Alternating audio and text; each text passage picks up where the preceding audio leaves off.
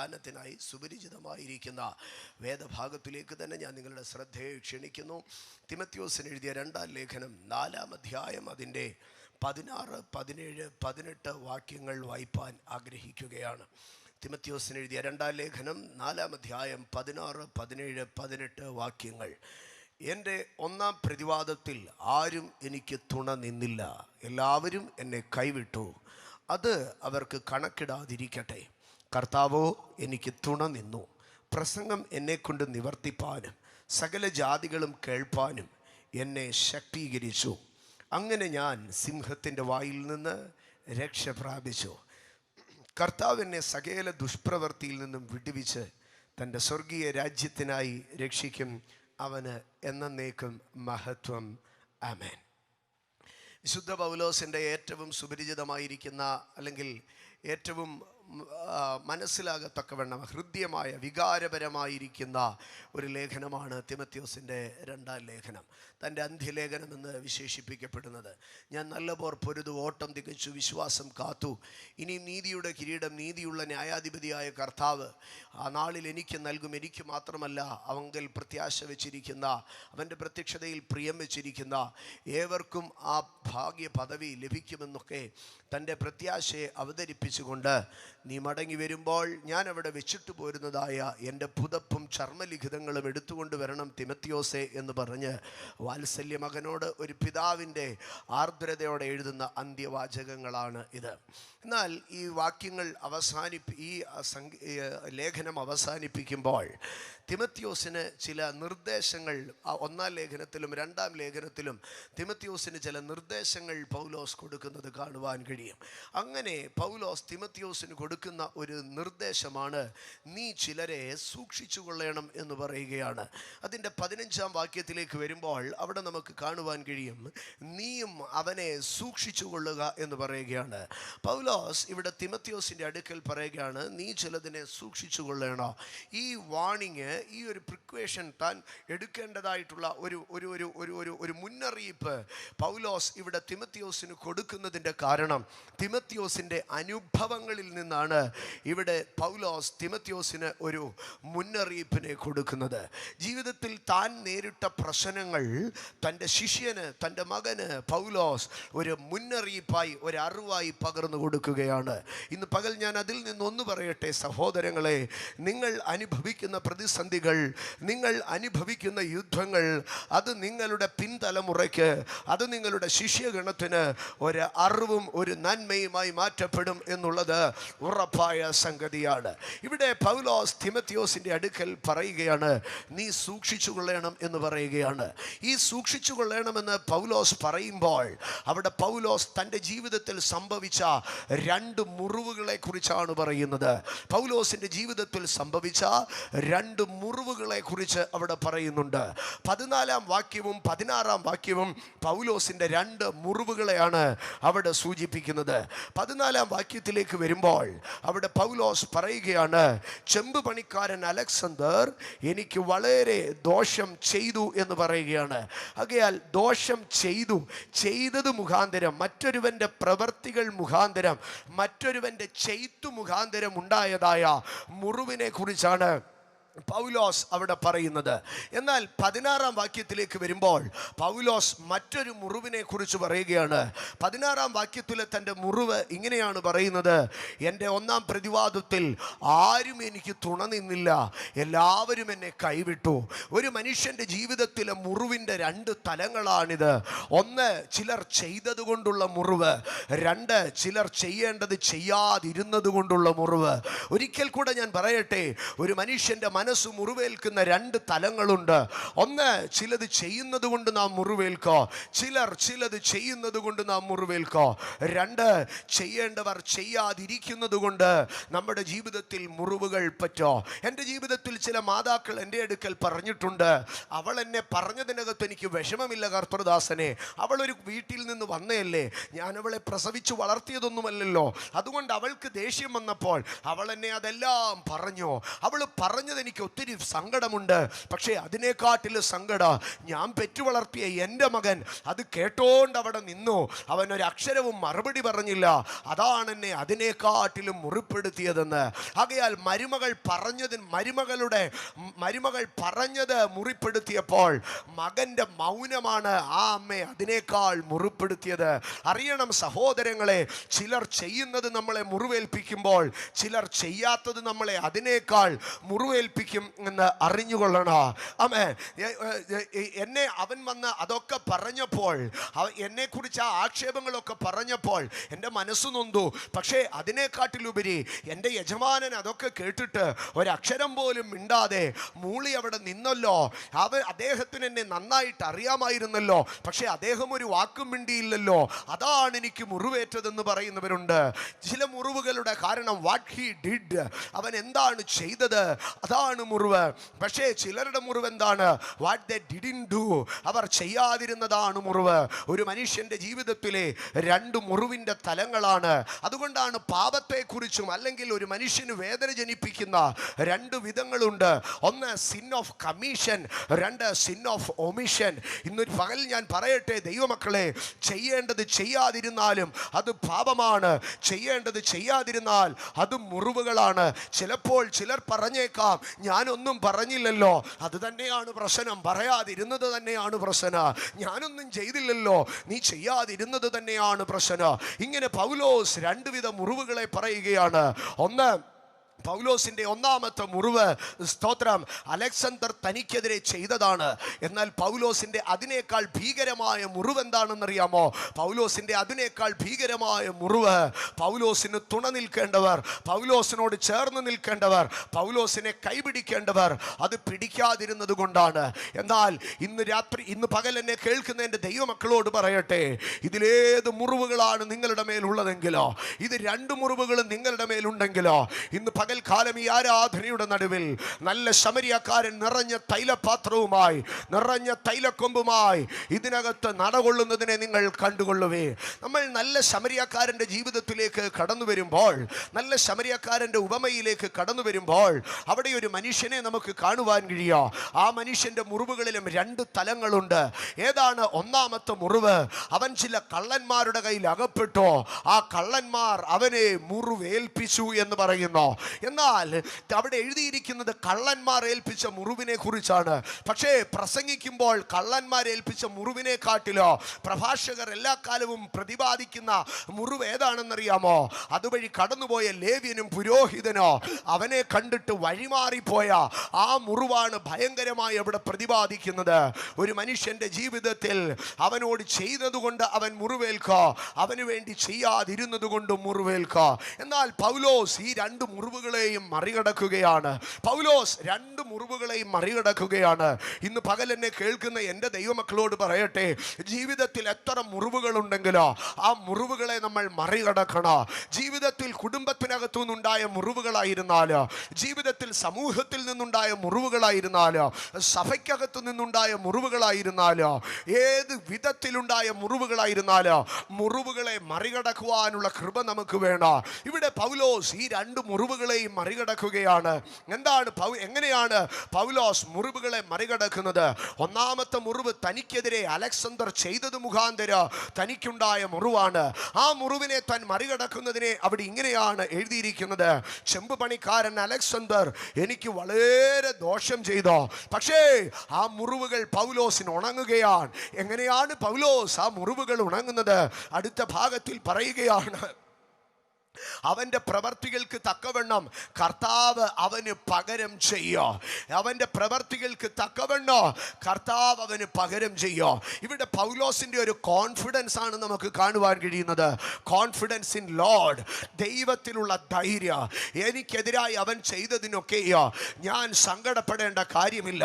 എന്നെ വിളിച്ച വിശ്വസ്തനായ ഒരു ദൈവമുണ്ട്, ഞാൻ സേവിക്കുന്ന വിശ്വസ്തനായ ഒരു ദൈവമുണ്ട്, ഞാൻ ആരാധിക്കുന്ന വിശ്വസ്തനായ ഒരു ദൈവമുണ്ട്. he will repay for it. അവൻ എനിക്ക് വേണ്ടി അതിന് പകരം ചെയ്യോ. അതാണ് പൗലോസിന്റെ കോൺഫിഡൻസ്. ഇന്ന് പകൽക്കാലം ദൈവ പൈതലേ, ഏതെങ്കിലും ഒരു മുറിവ് നിങ്ങളുടെ ജീവിതത്തിൽ ഉണങ്ങാതെ കിടക്കുന്നെങ്കിൽ, ആരെങ്കിലും പറഞ്ഞ വാക്കുകൾ കൊണ്ടുള്ള മുറിവോ, ആരെങ്കിലും ചെയ്ത ഉപദ്രവം കൊണ്ടുള്ള മുറിവോ, ആരെങ്കിലും വഞ്ചിച്ച വഞ്ചന കൊണ്ടുള്ള മുറിവോ നിങ്ങളിൽ ഉണങ്ങാതെ കിടക്കുന്നുണ്ടെങ്കിൽ, നിങ്ങൾ എവിടെയോ ദൈവത്തിലുള്ള കോൺഫിഡൻസ് നഷ്ടപ്പെട്ടു എന്നാണ് അതിൻ്റെ അർത്ഥം. എന്നാൽ ഒരുവൻ ദൈവത്തിൽ കോൺഫിഡൻ്റ് ആണെങ്കിൽ, ദൈവം എനിക്ക് വേണ്ടി പകരം ചെയ്യോ, ദൈവം എനിക്ക് വേണ്ടി ഇടപെടോ, ദൈവം എനിക്ക് വേണ്ടി അത് നന്മയാക്കി തീർക്കോ, എൻ്റെ തിന്മകളെ നന്മയാക്കോ, എൻ്റെ നിന്ദയെ മാനമാക്കോ, എൻ്റെ കഷ്ടത്തെ അനുഗ്രഹമാക്കോ, എൻ്റെ നിരാശകളെ ശുഭതകളാക്കോ, എൻ്റെ ദൈവം എനിക്ക് വേണ്ടി പ്രവർത്തിക്കോ. ഈ ഒരു കോൺഫിഡൻസ് ഒരു മനുഷ്യൻ്റെ ജീവിതത്തിലുണ്ടെങ്കിൽ അവൻ്റെ മുറിവുകളൊക്കെ ഉണങ്ങുന്നതായിരിക്കും. ഇന്ന് പകൽക്കാലം എവിടെയെങ്കിലും മനുഷ്യൻ വരുത്തിയ മുറിവുകൾ ഉണങ്ങാതെ കിടക്കുന്നുണ്ടെങ്കിൽ, നിങ്ങളുടെ ആഴങ്ങളിൽ അറിഞ്ഞുകൊള്ളണം, എവിടെയോ you lost your confidence in God. ദൈവത്തിലുള്ള നിങ്ങളുടെ ഉറപ്പ്, ദൈവത്തിലുള്ള നിങ്ങളുടെ ധൈര്യം എവിടെയോ നഷ്ടപ്പെട്ടിരിക്കുന്നു. അതുകൊണ്ടാണ് സങ്കീർത്തനക്കാരൻ പറഞ്ഞത്, ആമേൻ, ദൈവത്തിൽ പ്രത്യാശയുള്ള ഏവരുമേ നിങ്ങളുടെ ഹൃദയം ഉറച്ചിരിക്കട്ടെ. ഇന്ന് പകൽക്കാലം ദൈവത്തിലുള്ള പ്രത്യാശ നമുക്ക് ദൈവത്തിലുള്ള ഉറപ്പാണ്. He will care for me. അവൻ എനിക്ക് വേണ്ടി കരുതുന്ന ദൈവ, അവൻ എനിക്ക് വേണ്ടി റീപേ ചെയ്യുന്ന ദൈവ, അവൻ എനിക്ക് വേണ്ടി പകരം ചെയ്യുന്ന ദൈവ. ഇന്ന് പകൽക്കാലം വിശ്വസിക്കുവേ, മുറിവുകൾ ഉണങ്ങുന്നത് ദൈവത്തിലുള്ള ഉറപ്പിനാൽ, ദൈവത്തിലുള്ള ധൈര്യത്തിനാലാണ്. നീ ഒരു നാളും നാം അനാഥരല്ല, ഒരു നാളും നാം ചോദിക്കാനും പറയാനും ഇല്ലാത്തവരല്ല. എൻ്റെ വ്യവഹാരം നടത്തുന്നവൻ, എൻ്റെ ന്യായാധിപതി, എൻ്റെ ജാമ്യക്കാരൻ, അവൻ സ്വർഗത്തിലുണ്ട്. ഇന്ന് പകൽക്കാലം ദൈവ പൈതലേ, ദൈവം കടം പറയത്തില്ല, ദൈവം മിണ്ടാതിരിക്കത്തില്ല. ഭക്തൻ വിളിച്ചു പറഞ്ഞോ, എൻ്റെ ജാമ്യക്കാരൻ ഉയരത്തിലുണ്ട്. സകല പട്ടണം മുഴുവൻ തന്നെ കല്ലെറിയുമ്പോഴോ സ്തേഫാനോ സ്വർഗത്തിലേക്ക് കണ്ണുകൾ ഉയർത്തി. അവനൊരു കോൺഫിഡൻസ് ഉണ്ടായിരുന്നു. എന്താണ്? തനിക്ക് വേണ്ടി തുറക്കപ്പെട്ട സ്വർഗ, തനിക്ക് വേണ്ടി പിതാവിൻ്റെ വലത്ത് ഭാഗത്ത് നിൽക്കുന്ന ക്രിസ്തു, താൻ കാണുന്ന ദൈവമഹത്വം. ആകയാൽ ഒരു മനുഷ്യൻ്റെ മുറിവുകൾ ഉണങ്ങുന്നതിൻ്റെ ഒന്നാമത്തെ തലം നാം അവിടെ കാണുന്നു. സ്തോത്ര, ദൈവത്തിലുള്ള ഉറപ്പ്. ദൈവം എനിക്ക് വേണ്ടി റീപേ ചെയ്യും, ദൈവം എനിക്ക് വേണ്ടി റിവാർഡ് ചെയ്യോ, ദൈവം എനിക്ക് വേണ്ടി കോമ്പൻസേറ്റ് ചെയ്യോ, ദൈവം അത് ചെയ്തു കൊള്ളോ. ഇന്ന് പകൽക്കാല ദൈവം എനിക്ക് വേണ്ടി കരുതും, ദൈവം എനിക്ക് വേണ്ടി പ്രവർത്തിക്കുമെന്ന് ആരൊക്കെ എവിടെയൊക്കെ പറയുന്നോ, അവിടെയൊക്കെ മുറിവുകളെ ഉണക്കുന്ന ദൈവത്തിൻ്റെ അഭിഷേകത്തിൻ്റെ തൈല ഇതിനകത്ത് പകരപ്പെടുന്ന പകലാണിത്. വിശ്വസിക്ക, ദൈവം എനിക്ക് വേണ്ടി കരുതോ, ദൈവം എനിക്ക് വേണ്ടി റീപേ ചെയ്യോ, ദൈവം എനിക്ക് വേണ്ടി കോമ്പൻസേറ്റ് ചെയ്യോ, ദൈവം എനിക്ക് വേണ്ടി റിവാർഡ് ചെയ്യോ. ഇന്ന് പകൽ അത് പറയുവാൻ നിങ്ങൾക്ക് കഴിയുമെങ്കിൽ നിങ്ങളുടെ മുറിവുകളിന്മേൽ ഒരു എണ്ണ പകരപ്പെടുകയാണ്. എത്ര ആഴമേറിയ മുറിവുകളായിരുന്നാൽ ഇന്ന് പകൽക്കാലം ഒരു തൈലക്കൊമ്പ് നിങ്ങളുടെ മേൽ ഒഴുകുകയാണ്. ഓ, ആ നല്ല ശമരിയക്കാരന്റെ സാന്നിധ്യത്തെ തിരിച്ചറിഞ്ഞാട്ട് എന്റെ മുറിവുകളിന്മേൽ ആ തൈലം ഒഴുകുകയാണ്. ഹല്ലേലൂയ. എന്നാൽ പൗലോസ് രണ്ടാമത്തെ മുറിവിനെ പറയുകയാണ്. പൗലോസ് രണ്ടാമത്തെ മുറിവിനെ പറയുന്നു, ആരും എനിക്ക് തുണ നിന്നില്ല, എല്ലാവരും എന്നെ കൈവിട്ടോ. ജീവിതത്തിൽ പലപ്പോഴും മനുഷ്യനുണ്ടാകുന്ന മുറിവുകളാണ്. കുട്ടിക്കാലം തുടങ്ങി കുഞ്ഞുങ്ങൾ പറയാ, അമ്മയ്ക്കെന്നെ മനസ്സിലായില്ല, പപ്പയ്ക്കെന്നെ തിരിച്ചറിയാൻ കഴിഞ്ഞില്ല, അവരെനിക്ക് വേണ്ടി അത് പറഞ്ഞില്ല. ജീവിതത്തിൽ തന്നെ മനസ്സിലാക്കുന്നില്ല, തനിക്ക് വേണ്ടി സംസാരിക്കുന്നില്ല, തനിക്ക് വേണ്ടി കൂടെ നിൽക്കുന്നില്ലെന്ന് തോന്നുന്ന മുറിവുകൾ. പക്ഷേ പൗലോസ് ഈ മുറിവിനെ പൂർണ്ണമായി മറികടക്കുകയാണ്. എങ്ങനെയാണ് പൗലോസ് മറികടക്കുന്നത്? 16-ാം വാക്യത്തിൽ പറയുകയാണ്, എൻ്റെ ഒന്നാം പ്രതിവാദത്തിൽ ആരും എനിക്ക് തുണ നിന്നില്ല, എല്ലാവരും എന്നെ കൈവിട്ടോ. പക്ഷേ അടുത്ത ഭാഗത്തിൽ താൻ പറയുകയാണ്, കർത്താവ് അവർക്കത് കണക്കിടാതിരിക്കട്ടെ, കർത്താവ് അവർക്കത് കണക്കിടാതിരിക്കട്ടെ. എങ്ങനെ പൗലോസിന് ഇത് പറയുവാൻ കഴിയോ? ഹൃദയത്തിൽ തിങ്ങി നിറയുന്ന ദൈവത്തിൻ്റെ സ്നേഹം തന്നെ ക്ഷമിക്കുവാൻ പ്രാപ്തനാക്കുന്നു. ഹൃദയത്തിൽ തിങ്ങുന്ന ദൈവത്തിൻ്റെ സ്നേഹം മറക്കുവാൻ തന്നെ പ്രാപ്തനാക്കുന്നു. ദൈവത്തിങ്കിലുള്ള വിശ്വാസവും ദൈവത്തിങ്കിലുള്ള സ്നേഹവും കൂടെ ഇഴചേരുമ്പോൾ നമ്മുടെ മുറിവുകൾ ഉണങ്ങും. സഹോദരങ്ങളെ, ഒരിക്കൽ കൂടെ ഞാൻ പറയട്ടെ, ദൈവത്തിലുള്ള വിശ്വാസവും ദൈവത്തിലുള്ള സ്നേഹവും ദൈവത്തിൻ്റെ സ്നേഹവും കൂടെ ഇഴചേരുമ്പോൾ, അവ രണ്ടും കോർത്തിണക്കപ്പെടുമ്പോൾ നമ്മുടെ ജീവിതത്തിൻ്റെ മുറിവുകൾ കരിയപ്പെടും. ഇന്ന് പകൽക്കാല എത്ര വലിയ മുറിവുകൾ ഉണ്ടെങ്കിലോ ദൈവ സ്നേഹത്തിൻ്റെ നടുവിൽ അവയെ നമുക്ക് മറക്കുവാൻ മറക്കുവാൻ കഴിയോ? നിങ്ങൾ സ്തെഫാനോസിനെ ശ്രദ്ധിച്ചു നോക്കുവേ. സ്തെഫാനോസിന്റെ മുറിവുകൾ ഉണങ്ങുന്നതിന്റെ ഒന്നാമത്തെ കാരണം സ്വർഗത്തിലെ ദൈവപുത്രന്റെ പ്രത്യക്ഷത കാണുന്നതായിരുന്നു. പക്ഷേ സ്തെഫാനോസിന്റെ മുറിവുകൾ ഉണങ്ങുന്നതിന്റെ രണ്ടാമത്തെ കാരണം ഇവർക്ക് ഈ പാപം നിർത്തരുതേ എന്ന് പറയുന്ന ക്ഷമയുടെ സ്നേഹത്തിന്റെ ആഴമായിരുന്നു. ഇന്ന് പകൽ ഞാൻ ഉറക്കെ വിളിച്ചു പറയട്ടെ, ജീവിതത്തിൽ ക്ഷമിക്കുവാൻ കഴിയുമെങ്കിൽ, ജീവിതത്തിൽ മറക്കുവാൻ കഴിയുമെങ്കിൽ ഒരു മുറിവും നമ്മുടെ ഹൃദയത്തിൽ കിടക്കുകയില്ല. എവിടെയെങ്കിലും ഉണങ്ങാത്ത ഒരു മുറിവ് കിടക്കുന്നെങ്കിൽ എവിടെയോ നിങ്ങൾക്ക് ക്ഷമിപ്പാൻ കഴിയുന്നില്ല. ഇന്ന് പകൽക്കാല ഹൃദയത്തിന്റെ ആഴത്തിൽ നിന്ന് സ്വർഗത്തിലേക്ക് കണ്ണുയർത്തി പറഞ്ഞാട്ട്, അപ്പാ മനഃപൂർവ്വമായി ക്ഷമിപ്പാൻ ഒരു കൃപ നൽകണേ. യേശു ക്ഷമിച്ചതുപോലെ ക്ഷമിക്കുവാൻ ഒരു കൃപ എനിക്ക് നൽകണമേ. പൗലോസ് ക്ഷമിച്ചതുപോലെ ക്ഷമിക്കുവാൻ ഒരു കൃപ എനിക്ക് തരണമേ. സ്തെഫാനോസ് ക്ഷമിച്ചതുപോലെ ക്ഷമിക്കുവാൻ ഒരു കൃപ എനിക്ക് നൽകണമേ. സഹോദരങ്ങളെ, യേശു ശിഷ്യന്മാരെ പ്രാർത്ഥിക്കുവാൻ പഠിപ്പിച്ചോ. സ്വർഗസ്ഥനായ ഞങ്ങളുടെ പിതാവേ, നിന്റെ രാജ്യം വരണമേ, നിന്റെ ഇഷ്ടം സ്വർഗത്തിലെ പോലെ ഭൂമിയിലുമൊക്കെ ആകണമേ എന്ന് പ്രാർത്ഥിക്കാൻ പഠിപ്പിച്ചോ. പക്ഷേ അതിനൊക്കെ മുമ്പേ യേശു ഗിരിമുകളിൽ പ്രഭാഷിക്കുമ്പോൾ പ്രാർത്ഥനയുടെ ഒന്നാമത്തെ തലം യേശു പറഞ്ഞത് ഇതാണ്: നിങ്ങളുടെ ആവശ്യങ്ങൾക്ക് വേണ്ടി പ്രാർത്ഥിക്കാനല്ല, നിങ്ങളുടെ സങ്കടങ്ങൾക്ക് വേണ്ടി പ്രാർത്ഥിക്കാനല്ല, നിങ്ങളുടെ പ്രശ്നങ്ങൾക്ക് വേണ്ടി പ്രാർത്ഥിക്കാനല്ല, നിങ്ങളുടെ ശത്രുവിനെ സ്നേഹിക്കുവേൻ, നിങ്ങളെ ഉപദ്രവിക്കുന്നവർക്ക് വേണ്ടി പ്രാർത്ഥിക്കുവേൻ. അതാണ് യേശു പറഞ്ഞ പ്രാർത്ഥനയുടെ ഒന്നാമത്തെ ഭാഗം. ഇന്ന് പകൽക്കാലം തുടങ്ങി എന്നെ കേൾക്കുന്ന എൻ്റെ ദൈവമക്കളെ, നിങ്ങളത് ചെയ്തു വരുന്നതാണെന്ന് അറിയുന്നുവെങ്കിൽ തന്നെയോ ഞാൻ ഒരിക്കൽ കൂടെ നിങ്ങളെ ആവർത്തിച്ചോർപ്പിക്കട്ടെ. ഹൃദയപൂർവ്വം ക്ഷമിക്കുവാൻ, ഹൃദയപൂർവ്വം മറക്കുവാൻ, ദൈവസ്നേഹത്തിൻ്റെ നിറവിനായി നമുക്ക് കാത്തിരിക്കാം. എങ്ങനെ ഈ ദൈവസ്നേഹം നമ്മളിൽ വ്യാപരിക്കുക? എങ്ങനെ ഈ ദൈവസ്നേഹം നമ്മളിൽ വ്യാപരിക്കുക? റോമാലേഖനം 5-ാം അധ്യായം വ്യക്തമായി പറയുന്നു, ദൈവത്തിൻ്റെ സ്നേഹം നമുക്ക് നൽകപ്പെട്ട പരിശുദ്ധാത്മാവിനാൽ നമ്മുടെ ഹൃദയങ്ങളിൽ പകർന്നിരിക്കുന്നു. ഇന്ന് പകൽക്കാലം വ്യാപരിക്കുന്ന ദൈവ സാന്നിധ്യത്തിൻ്റെ ഇടയിൽ ദൈവം എൻ്റെ മേലും നിങ്ങളുടെ മേലും പകരുന്ന അഭിഷേകം, അത് ദൈവത്തിൻ്റെ സ്നേഹമാണ്. കാൽവറിയുടെ ദർശനം നമ്മുടെ ആഴങ്ങളിലേക്ക് ഇറങ്ങി വരട്ടെ. യേശുവിൻ്റെ സ്നേഹം നമ്മുടെ ഹൃദയങ്ങളിൽ നിറയട്ടെ. യേശുവിൻ്റെ സ്നേഹത്താൽ നമ്മുടെ ഹൃദയങ്ങൾ നിറയപ്പെട്ട് കഴിഞ്ഞാൽ നമുക്ക് ക്ഷമിപ്പാൻ കഴിയോ? യേശുവിൻ്റെ സ്നേഹത്താൽ നമ്മുടെ ഹൃദയങ്ങൾ നിറയപ്പെട്ടാൽ നമുക്ക് മറക്കുവാൻ കഴിയോ? യേശുവിൻ്റെ സ്നേഹം നമ്മുടെ മുറിവുകളെ കെട്ടുന്നതാണ്. ഇനി അടുത്ത ഭാഗത്തിലേക്ക് വരുമ്പോൾ ഇവിടെ പൗലോസ് പറയുകയാണ്, ആരും എനിക്ക് തുണനിന്നില്ല, ആരും എനിക്ക് തുണനിന്നില്ല, എല്ലാവരും എന്നെ കൈവിട്ടോ. ജീവിതത്തിൽ പലപ്പോഴും ആരും തുണ നിൽക്കാതെ വരുമ്പോൾ, എല്ലാവരും കൈവിടുന്ന വേളകൾ വരുമ്പോൾ ജീവിതത്തിൽ ചിലപ്പോൾ തോന്നോ, ലോകത്തിൽ ഞാനാണ് ഏറ്റവും ഇതുപോലെയുള്ള അനുഭവം അനുഭവിച്ചത്, എന്നെ പോലെ ഇത് നേരിട്ടവർ ആരും കാണുകയില്ല. ഇല്ല സഹോദരങ്ങളെ, നിയോഗമുള്ള ഓരോരുത്തരോ, ദൈവിക പദ്ധതിക്ക് വേണ്ടി ഒരുക്കപ്പെടുന്ന ഓരോരുത്തരോ ഇതുപോലെ ഒരു പാതയിൽ കൂടി കടന്നുപോയവരായിരുന്നു. നിങ്ങൾ യോസേഫിനെ നോക്കുവേ. യോസേഫിന് പറയുവാൻ ഒരു വാക്കുണ്ട്, ആരും എനിക്ക് തുണനിന്നില്ല, എല്ലാവരും എന്നെ കൈവിട്ടോ. ശേഖേമിൽ നിന്ന് ദോദാനിലേക്ക് കടന്നു ചെന്ന് അപ്പൻ കൊടുത്ത അപ്പവും മലരും കൊണ്ടുപോയി സഹോദരന്മാർക്ക് കൊടുത്ത്, ചേട്ടായി കുശലം എന്തുണ്ടെന്ന് ചോദിക്കുന്ന യോസേഫിന്റെ ഉടുപ്പ് പറിച്ചൂരുമ്പോൾ 10 സഹോദരന്മാർ അരികത്തു നിന്നവരിൽ ഒരുത്തൻ പോലും യോസേഫിന് തുണനിന്നില്ല. അവന്റെ വസ്ത്രം പറിച്ചൂരിയുമ്പോൾ 10 ചേട്ടന്മാരിൽ ഒരുത്തൻ പോലും യോസേഫിന് സൈഡ് നിന്നില്ല. ആരും തനിക്ക് തുണനിന്നില്ല. അവിടെ നിന്ന് പൊട്ടക്കുഴിയിൽ വലിച്ചെറിയുമ്പോൾ ആരും തനിക്ക് തുണനിന്നില്ല. അവിടെ നിന്ന് ഇസ്മായേലിയ കച്ചവടക്കാർക്ക് 20 വെള്ളിക്കാശിന് വിറ്റുകളയുമ്പോൾ ആരും അവന് തുണനിന്നില്ല. നാളുകൾ കഴിഞ്ഞുപോയി. പൊത്തീഫറിന്റെ ഗ്രഹത്തിൽ അവൻ പ്രബലപ്പെട്ടോ, വല്ല വിധത്തിലും ജീവിക്കുവാൻ താൻ പഠിച്ചോ. എന്നാൽ നാളുകൾ കഴിഞ്ഞു പോകുമ്പോൾ ആ ഗ്രഹത്തിൽ നിന്ന് വീണ്ടും തനിക്ക് ആക്രമണമുണ്ടായപ്പോൾ വിശ്വസ്തനായി അന്ന് വരെ സേവിച്ചു നിന്ന പൊത്തീഫർ യോസേഫിന് തുണനിന്നില്ല.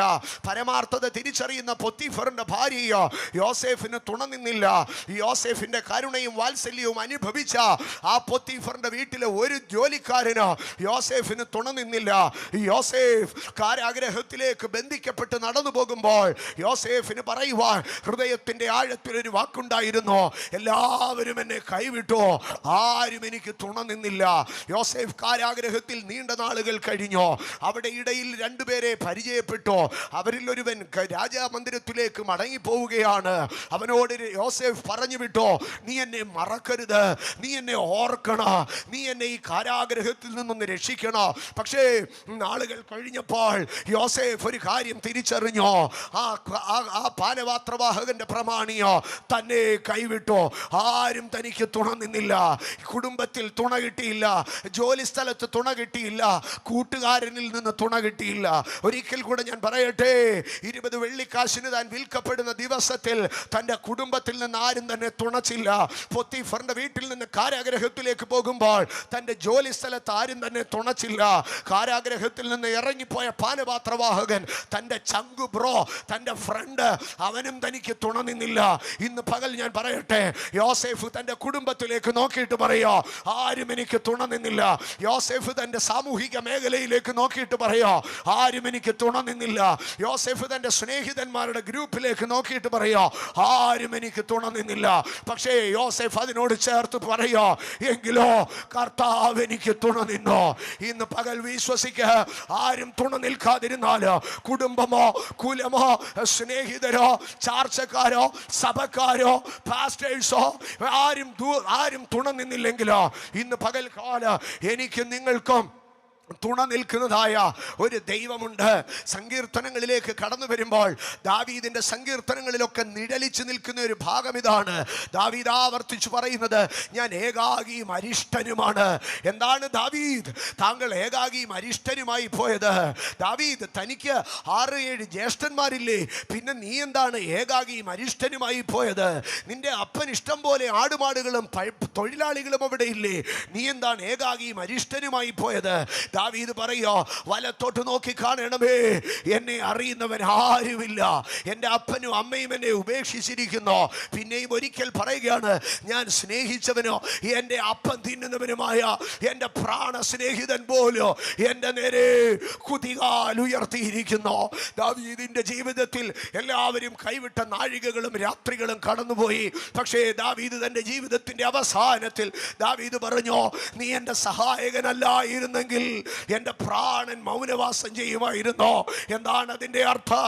ആരും തുണയില്ലാത്ത രാത്രിയുടെ യാമങ്ങൾ കടന്നു പോകുമ്പോഴോ, ആരും തുണയില്ലാത്ത പകൽ വേളകൾ താണ്ടി പോകുമ്പോഴോ, ആരും തുണയില്ലാത്ത ഗുഹകളിലോ, ആരും തുണയില്ലാത്ത വേദനകളിലോ അലഞ്ഞു തിരിയുമ്പോഴും ദാവീദ് ഒരു കാര്യം അറിഞ്ഞോ, മലയിടുക്കുകളിലോ ഗുഹകളിലോ അന്യരാജ്യങ്ങളിൽ അലയുമ്പോഴോ, നീർപ്പാത്തികളിൽ കൂടെ പട്ടണത്തിന്റെ ഗട്ടേഴ്സിൽ കൂടെ സഞ്ചരിക്കുമ്പോഴോ ദാവീദിന് തുണ നിന്ന ഒരു ദൈവമുണ്ട്. ഇന്ന് പകൽക്കാല എന്നെ കേൾക്കുന്ന എൻ്റെ ദൈവമക്കളോട് ഞാൻ പറയട്ടെ, മനുഷ്യൻ തുണയില്ലാതെ പോയേക്കാ, കുടുംബം തുണയില്ലാതെ പോയേക്കാ, സ്നേഹിതർ തുണയില്ലാതെ പോയേക്കാ, പക്ഷേ തുണ നിൽക്കുന്ന ഒരു ദൈവമുണ്ട്. ഇന്ന് പകൽക്കാലം ഉയർത്തി പറ, തുണ നിൽക്കുന്ന ഒരു ദൈവമുണ്ട്. ഇസ്രായേലിന്റെ ന്യായാധിപനായിരുന്ന ശിംശോനെ നാം ശ്രദ്ധിക്കുമ്പോൾ, അവൻ ഇസ്രായേലിന് ന്യായാധിപനായി എഴുന്നേറ്റു. അവൻ ഇസ്രായേലിനെ വീണ്ടെടുക്കുവാൻ തക്കവണ്ണം അനേക കാര്യങ്ങളെ ചെയ്തു തുടങ്ങി. അങ്ങനെ ഇരിക്കെ ഫെലിസ്ത്യർ ഇസ്രായേലിലേക്ക് കടന്നു വന്നോ. ആ ശിംശോന്റെ കുടുംബക്കാരെ വിളിച്ചിട്ട് പറഞ്ഞു, ഞങ്ങൾ നിങ്ങളെ ഇപ്പോൾ യുദ്ധം ചെയ്യുമെന്ന് പറഞ്ഞു. അവർ ചോദിച്ചു, നിങ്ങൾ എന്തിനാണ് ഞങ്ങൾക്കെതിരെ യുദ്ധം ചെയ്യുന്നത്? അപ്പോൾ മറുപടി പറഞ്ഞു, നിങ്ങളുടെ കൂട്ടത്തിൽ ഒരുത്തനുണ്ട്, അവൻ ഞങ്ങളുടെ പട്ടണങ്ങളിൽ വയലുകളിൽ ദോഷം ചെയ്തോ. അത് കേട്ടിട്ട് അവർ പറഞ്ഞു, ഒരു കാര്യം ചെയ്യാ, നിങ്ങൾ ഞങ്ങളോട് യുദ്ധം ചെയ്യണ്ട, ആ മെനകെട്ടവനെ ഞങ്ങളങ്ങ് പിടിച്ചു തരാമെന്ന് പറഞ്ഞു. ന്യായാധിപന്മാരുടെ പുസ്തകം 15-ാം അധ്യായത്തിലേക്ക് കടന്നു വരുമ്പോൾ, അതിൻ്റെ 11-ാം വാക്യത്തിലേക്ക് വരുമ്പോൾ നമുക്ക് കാണുവാൻ കഴിയോ, ഏതാം പാറയുടെ ഗഹരത്തിലിരുന്ന ശിംശോനെ പിടിക്കാൻ പട്ടണത്തിലെ 3000 പേര്. ഈ 3000 പേരും തന്നെ ശത്രുക്കളല്ല, ഈ 3000 പേരും തന്നെ പരിചയമില്ലാത്തവരല്ല, ഈ 3000 പേരും തൻ്റെ കുടുംബക്കാരാണ്, ഈ 3000 പേരും തൻ്റെ ഗോത്രക്കാരാണ്, ഈ 3000 പേരും തൻ്റെ സഹോദരങ്ങളാണ്. 3000 പേര് ഗുഹയുടെ വാതിൽക്കൽ നിൽക്കുകയാണ്. ഗുഹാമുഖത്ത് നിന്ന് പതുക്കെ വെളിയിലിറങ്ങി നിൽക്കുന്ന ശിംശോൻ, ആ ശിംശോനെ നോക്കി 3000 പേര് ഒരുമിച്ച് ആക്രോശിക്കുകയാണ്. അവരാരും ശത്രുക്കളല്ല, അവരെല്ലാവരും കുടുംബക്കാർ തന്നെയാണ്. ശിംശോന്റെ അടുക്കൽ എല്ലാവരും ചോദിച്ചു, എല്ലാവരും പറഞ്ഞു, നീ ഞങ്ങൾക്കൊരു ബുദ്ധിമുട്ടാണ്, ഇനി ഇനിയും എന്താണ് ഇതിനൊരു പരിഹാരം? ശിംശോൻ അവരുടെ അടുക്കൽ പറഞ്ഞു, നിങ്ങൾ എന്നോടൊരു ഉടമ്പടി ചെയ്യണം, നിങ്ങളായിട്ട് എന്നെ കൊല്ലത്തില്ല. അവർ പറഞ്ഞു, ഞങ്ങൾ നിന്നെ ഒന്നും ചെയ്യത്തില്ല, പക്ഷേ ഞങ്ങളാരും നിനക്ക് എന്ത് ചെയ്യത്തില്ല, സപ്പോർട്ട് നിൽക്കത്തില്ല. ശിംശോൻ തൻ്റെ സഹോദരങ്ങളുടെ മുമ്പാകെ രണ്ട് കൈ നീട്ടിക്കൊടുത്തോ. അവർ കരുതി വെച്ചിരുന്ന കയറെടുത്ത് ശിംശോന്റെ കൈകളിൽ കെട്ടി. ശിംശോൻ കാലുകളെ ഇങ്ങനെ ചേർത്ത് നിർത്തിക്കൊടുത്തോ. ശിംശോന്റെ കാലുകളെ അവർ കെട്ടി. കാലും കൈയും കെട്ടിയ ശിംശോനെ സഹോദരന്മാരും കുടുംബക്കാരും എല്ലാം കൂടെ തോളിൽ കെട്ടി ചുമന്നുകൊണ്ട് ലേഹിയുടെ പർവ്വതത്തിന്റെ മുകളിലേക്ക് നടന്നു കയറി. നിങ്ങളൊന്ന് ആലോചിച്ച് നോക്ക്, ഒരു മനുഷ്യനെ കെട്ടിക്കൊണ്ടുപോകാൻ 10 പേര് പോരായോ? പക്ഷെ ഇവിടെ 3000 പേര് വന്നേക്കുക, 3000 കുടുംബക്കാർ വന്നേക്കുക. അയ്യോ, ശിംശോനെ കെട്ടിയെടുത്ത് ഏതാമ്പാറയുടെ ഗുഹരത്തിൽ നിന്ന് ലേഹിയുടെ മലമടുക്കിലേക്ക് കൊണ്ടുപോകുവാൻ 3000 പേര് ചേർന്ന് ഈ മനുഷ്യനെ കെട്ടിയെടുത്ത് ലേഹിയിലേക്ക് കൊണ്ടുപോയി. എന്നിട്ട് അവര് 3000 പേര് ഫെലിസ്ത്യർക്ക് സല്യൂട്ട് പറഞ്ഞ് തിരിച്ചുപോയി. പക്ഷേ അടുത്തത് നടന്നത് എന്താണെന്നറിയാ? ശിംശോൻ തന്നെ ചുമന്ന 3000 പേരും ചിതറിയോടുമ്പോൾ ശിംശോൻ പതുക്കെ തന്റെ കൈകളെ അകത്തി, ശിംശോൻ പതുക്കെ തന്റെ കാലുകളെ അകത്തി. അവന്റെ കുടുംബക്കാരവനെ കെട്ടിയതോ, അവന്റെ ചാർച്ചക്കാരവനെ കെട്ടിയതോ, 3000 പേര് ചേർന്ന് കെട്ടിയ സകല കെട്ടുകളോ നൊടി നേരത്തിന്റെ ഉള്ളിൽ കരിഞ്ഞു മാറുന്നത് ശിംശോൻ കണ്ടോ. ശിംശോൻ എഴുന്നേറ്റ് നിന്നോ. സഹോദരങ്ങളെ, ഈ 3000 പേര് കെട്ടാൻ കയറും കൊണ്ടുവന്നോ. പക്ഷേ കെട്ടിക്കൊടുക്കുമ്പോ ഈ 3000 പേരിൽ ഒരുത്തനെങ്കിലും ഒരു പേന കത്തിയെങ്കിലും ഈ ശിംശോന്റെ കൊടുത്തിട്ട്, എടാ അത്യാവശ്യം രക്ഷപ്പെടാൻ ഇത് നിന്റെ കയ്യിൽ ഇരുന്നോട്ടെന്ന് പറഞ്ഞ് ഒരാൾ ഒരു കത്തിയാകട്ടെ, ഒരു വാളാകട്ടെ, ഒരു ചുരികയാകട്ടെ, എന്തെങ്കിലും ഒന്ന് ഈ മനുഷ്യന്റെ കയ്യിൽ കൊടുത്തില്ല. ആ 3000 പേരിൽ ഒരാളെങ്കിലോ ഒരു ചുരികയെങ്കിലും കൊടുത്തിരുന്നെങ്കിൽ അവനത് തൻ്റെ കാലിൽ ചുറ്റി വെച്ചേനെ. ഒരു കൊച്ചു കത്തിയെങ്കിലും കൊടുത്തെങ്കിൽ അത് തൻ്റെ അരയിൽ തിരികെ വെച്ചേനെ. പക്ഷേ ആ 3000 പേര് കെട്ടാനുള്ള കയറും കൊണ്ട് വന്നോ. പക്ഷേ അവരാരും തൻ്റെ രക്ഷയ്ക്കുള്ള ഒരു സംഗതിയും കൊണ്ടുവന്നില്ല. ആകയാലാകുന്നു ശിംശോൻ ബന്ധനമഴിഞ്ഞ് എഴുന്നേറ്റ് നിന്ന് നോക്കുമ്പോൾ ഒരായുധവും തൻ്റെ കയ്യിലില്ല. പക്ഷേ ദൈവം അവിടെയും തനിക്ക് തുണ നിന്നോ. നാളുകൾക്ക് മുമ്പ് ഒരു കഴുത അവിടെ കടന്നു വന്ന് വിശപ്പ് കൊണ്ട് വെയിലേറ്റ് വാടി അവിടെ ചത്തു വീണിരുന്നു. അന്നത് സ്വാഭാവികമായിട്ട് തോന്നി. ഒരു കഴുത, ആർക്കും വേണ്ടാത്ത ഒരു കാട്ടുകഴുത ആ മലമടുക്കിൽ വന്ന് വെയിലുകൊണ്ട് വെള്ളം കുടിക്കാതെ ക്ഷീണിച്ച് അവിടെ കിടന്ന് ചത്തു. ഒരുപക്ഷെ അത് വയസ്സായ ഒരു കഴുതയായിരിക്കാം, ഒരുപക്ഷെ വല്ല ദീനം പിടിച്ച കഴുതയായിരിക്കാം, അല്ലെങ്കിൽ ഒരുപക്ഷെ ഏതെങ്കിലും കാട്ടുമൃഗങ്ങൾ വന്ന് ആ കഴുതയെ തിന്നതായിരിക്കാം. എന്തായിരുന്നാലും ഒരു കഴുതയുടെ പച്ച താടിയൽ അവിടെ കിടപ്പുണ്ടായിരുന്നു. ദൈവം തുണ നിന്നാൽ ആ താടിയൽ ആയുധമായി തീർന്നോ. ഇന്ന് പകൽ ഞാൻ പറയട്ടെ, ലോകത്തിന് മുമ്പിൽ സ്വാഭാവികമെന്ന് ചിന്തിക്കുന്ന, സാധാരണമെന്ന് ചിന്തിക്കുന്ന വിഷയങ്ങൾ പോലും ദൈവം ഇവിടെ ശിംശോന് വേണ്ടി കരുതിയ ദൈവത്തിന്റെ മുൻകരുതലുകളാക്കി മാറ്റുകയാണ്. 2 ആഴ്ച മുമ്പ് ആ കഴുത അവിടെ വീണ് ചത്തപ്പോ ആരെങ്കിലും കരുതിയോ ഇത് ശിംശോന് വേണ്ടി ദൈവം ഒരായുധം പണിയുകയാണെന്ന്? ഇന്ന് പകൽ ഞാൻ പറയട്ടെ, ലോകത്തിൽ സാധാരണമെന്ന് തോന്നുന്ന ചില സംഭവങ്ങൾ ദൈവം നിങ്ങൾക്ക് വേണ്ടി ഒരുക്കുന്ന അസാധാരണമായ ദൈവപ്രവർത്തികളാണ്. അസാധാരണമായ ദൈവപ്രവർത്തികൾ, അസാധാരണമായ ദൈവപ്രവർത്തികൾ. ഇനിയും മറ്റൊന്ന് ഞാൻ പറയട്ടെ, ആ കഴുതയുടെ പച്ച താടിയെല്ല് കണ്ടെന്നാണ് പറഞ്ഞത്. കഴുതയുടെ എല്ലിൻ കഷണങ്ങളിൽ ഏറ്റവും ചെറിയതാണ് താടിയെല്ല്. കഴുതയുടെ വാരിയെല്ലുകൾ അവിടെ കാണാനില്ല. കഴുതയുടെ ബലമുള്ള കാലിന്റെ എല്ലുകൾ അവിടെ കാണാനില്ല. കഴുതയുടെ ബലമുള്ള ഒരു നട്ടെല്ലും കാണാനില്ല. നട്ടെല്ലില്ല, വാരിയെല്ലില്ല, കാലിന്റെ എല്ലുകളില്ല. എന്നാൽ അതൊക്കെ ഇനിയും നിങ്ങളൊന്ന് ചിന്തിച്ചു നോക്കിയാൽ കാലിന്റെ എല്ലുകൾ 4 എണ്ണമെങ്കിലും മിനിമം കാണണം. വാരിയെല്ലുകൾ ഒരു 15 എണ്ണമെങ്കിലും കാണണം. നട്ടെല്ല് നെടുനീളത്തിൽ കിടക്കണോ. പക്ഷെ നെടുനീളത്തിൽ കിടക്കേണ്ട നട്ടല്ല അവിടെ ഇല്ല.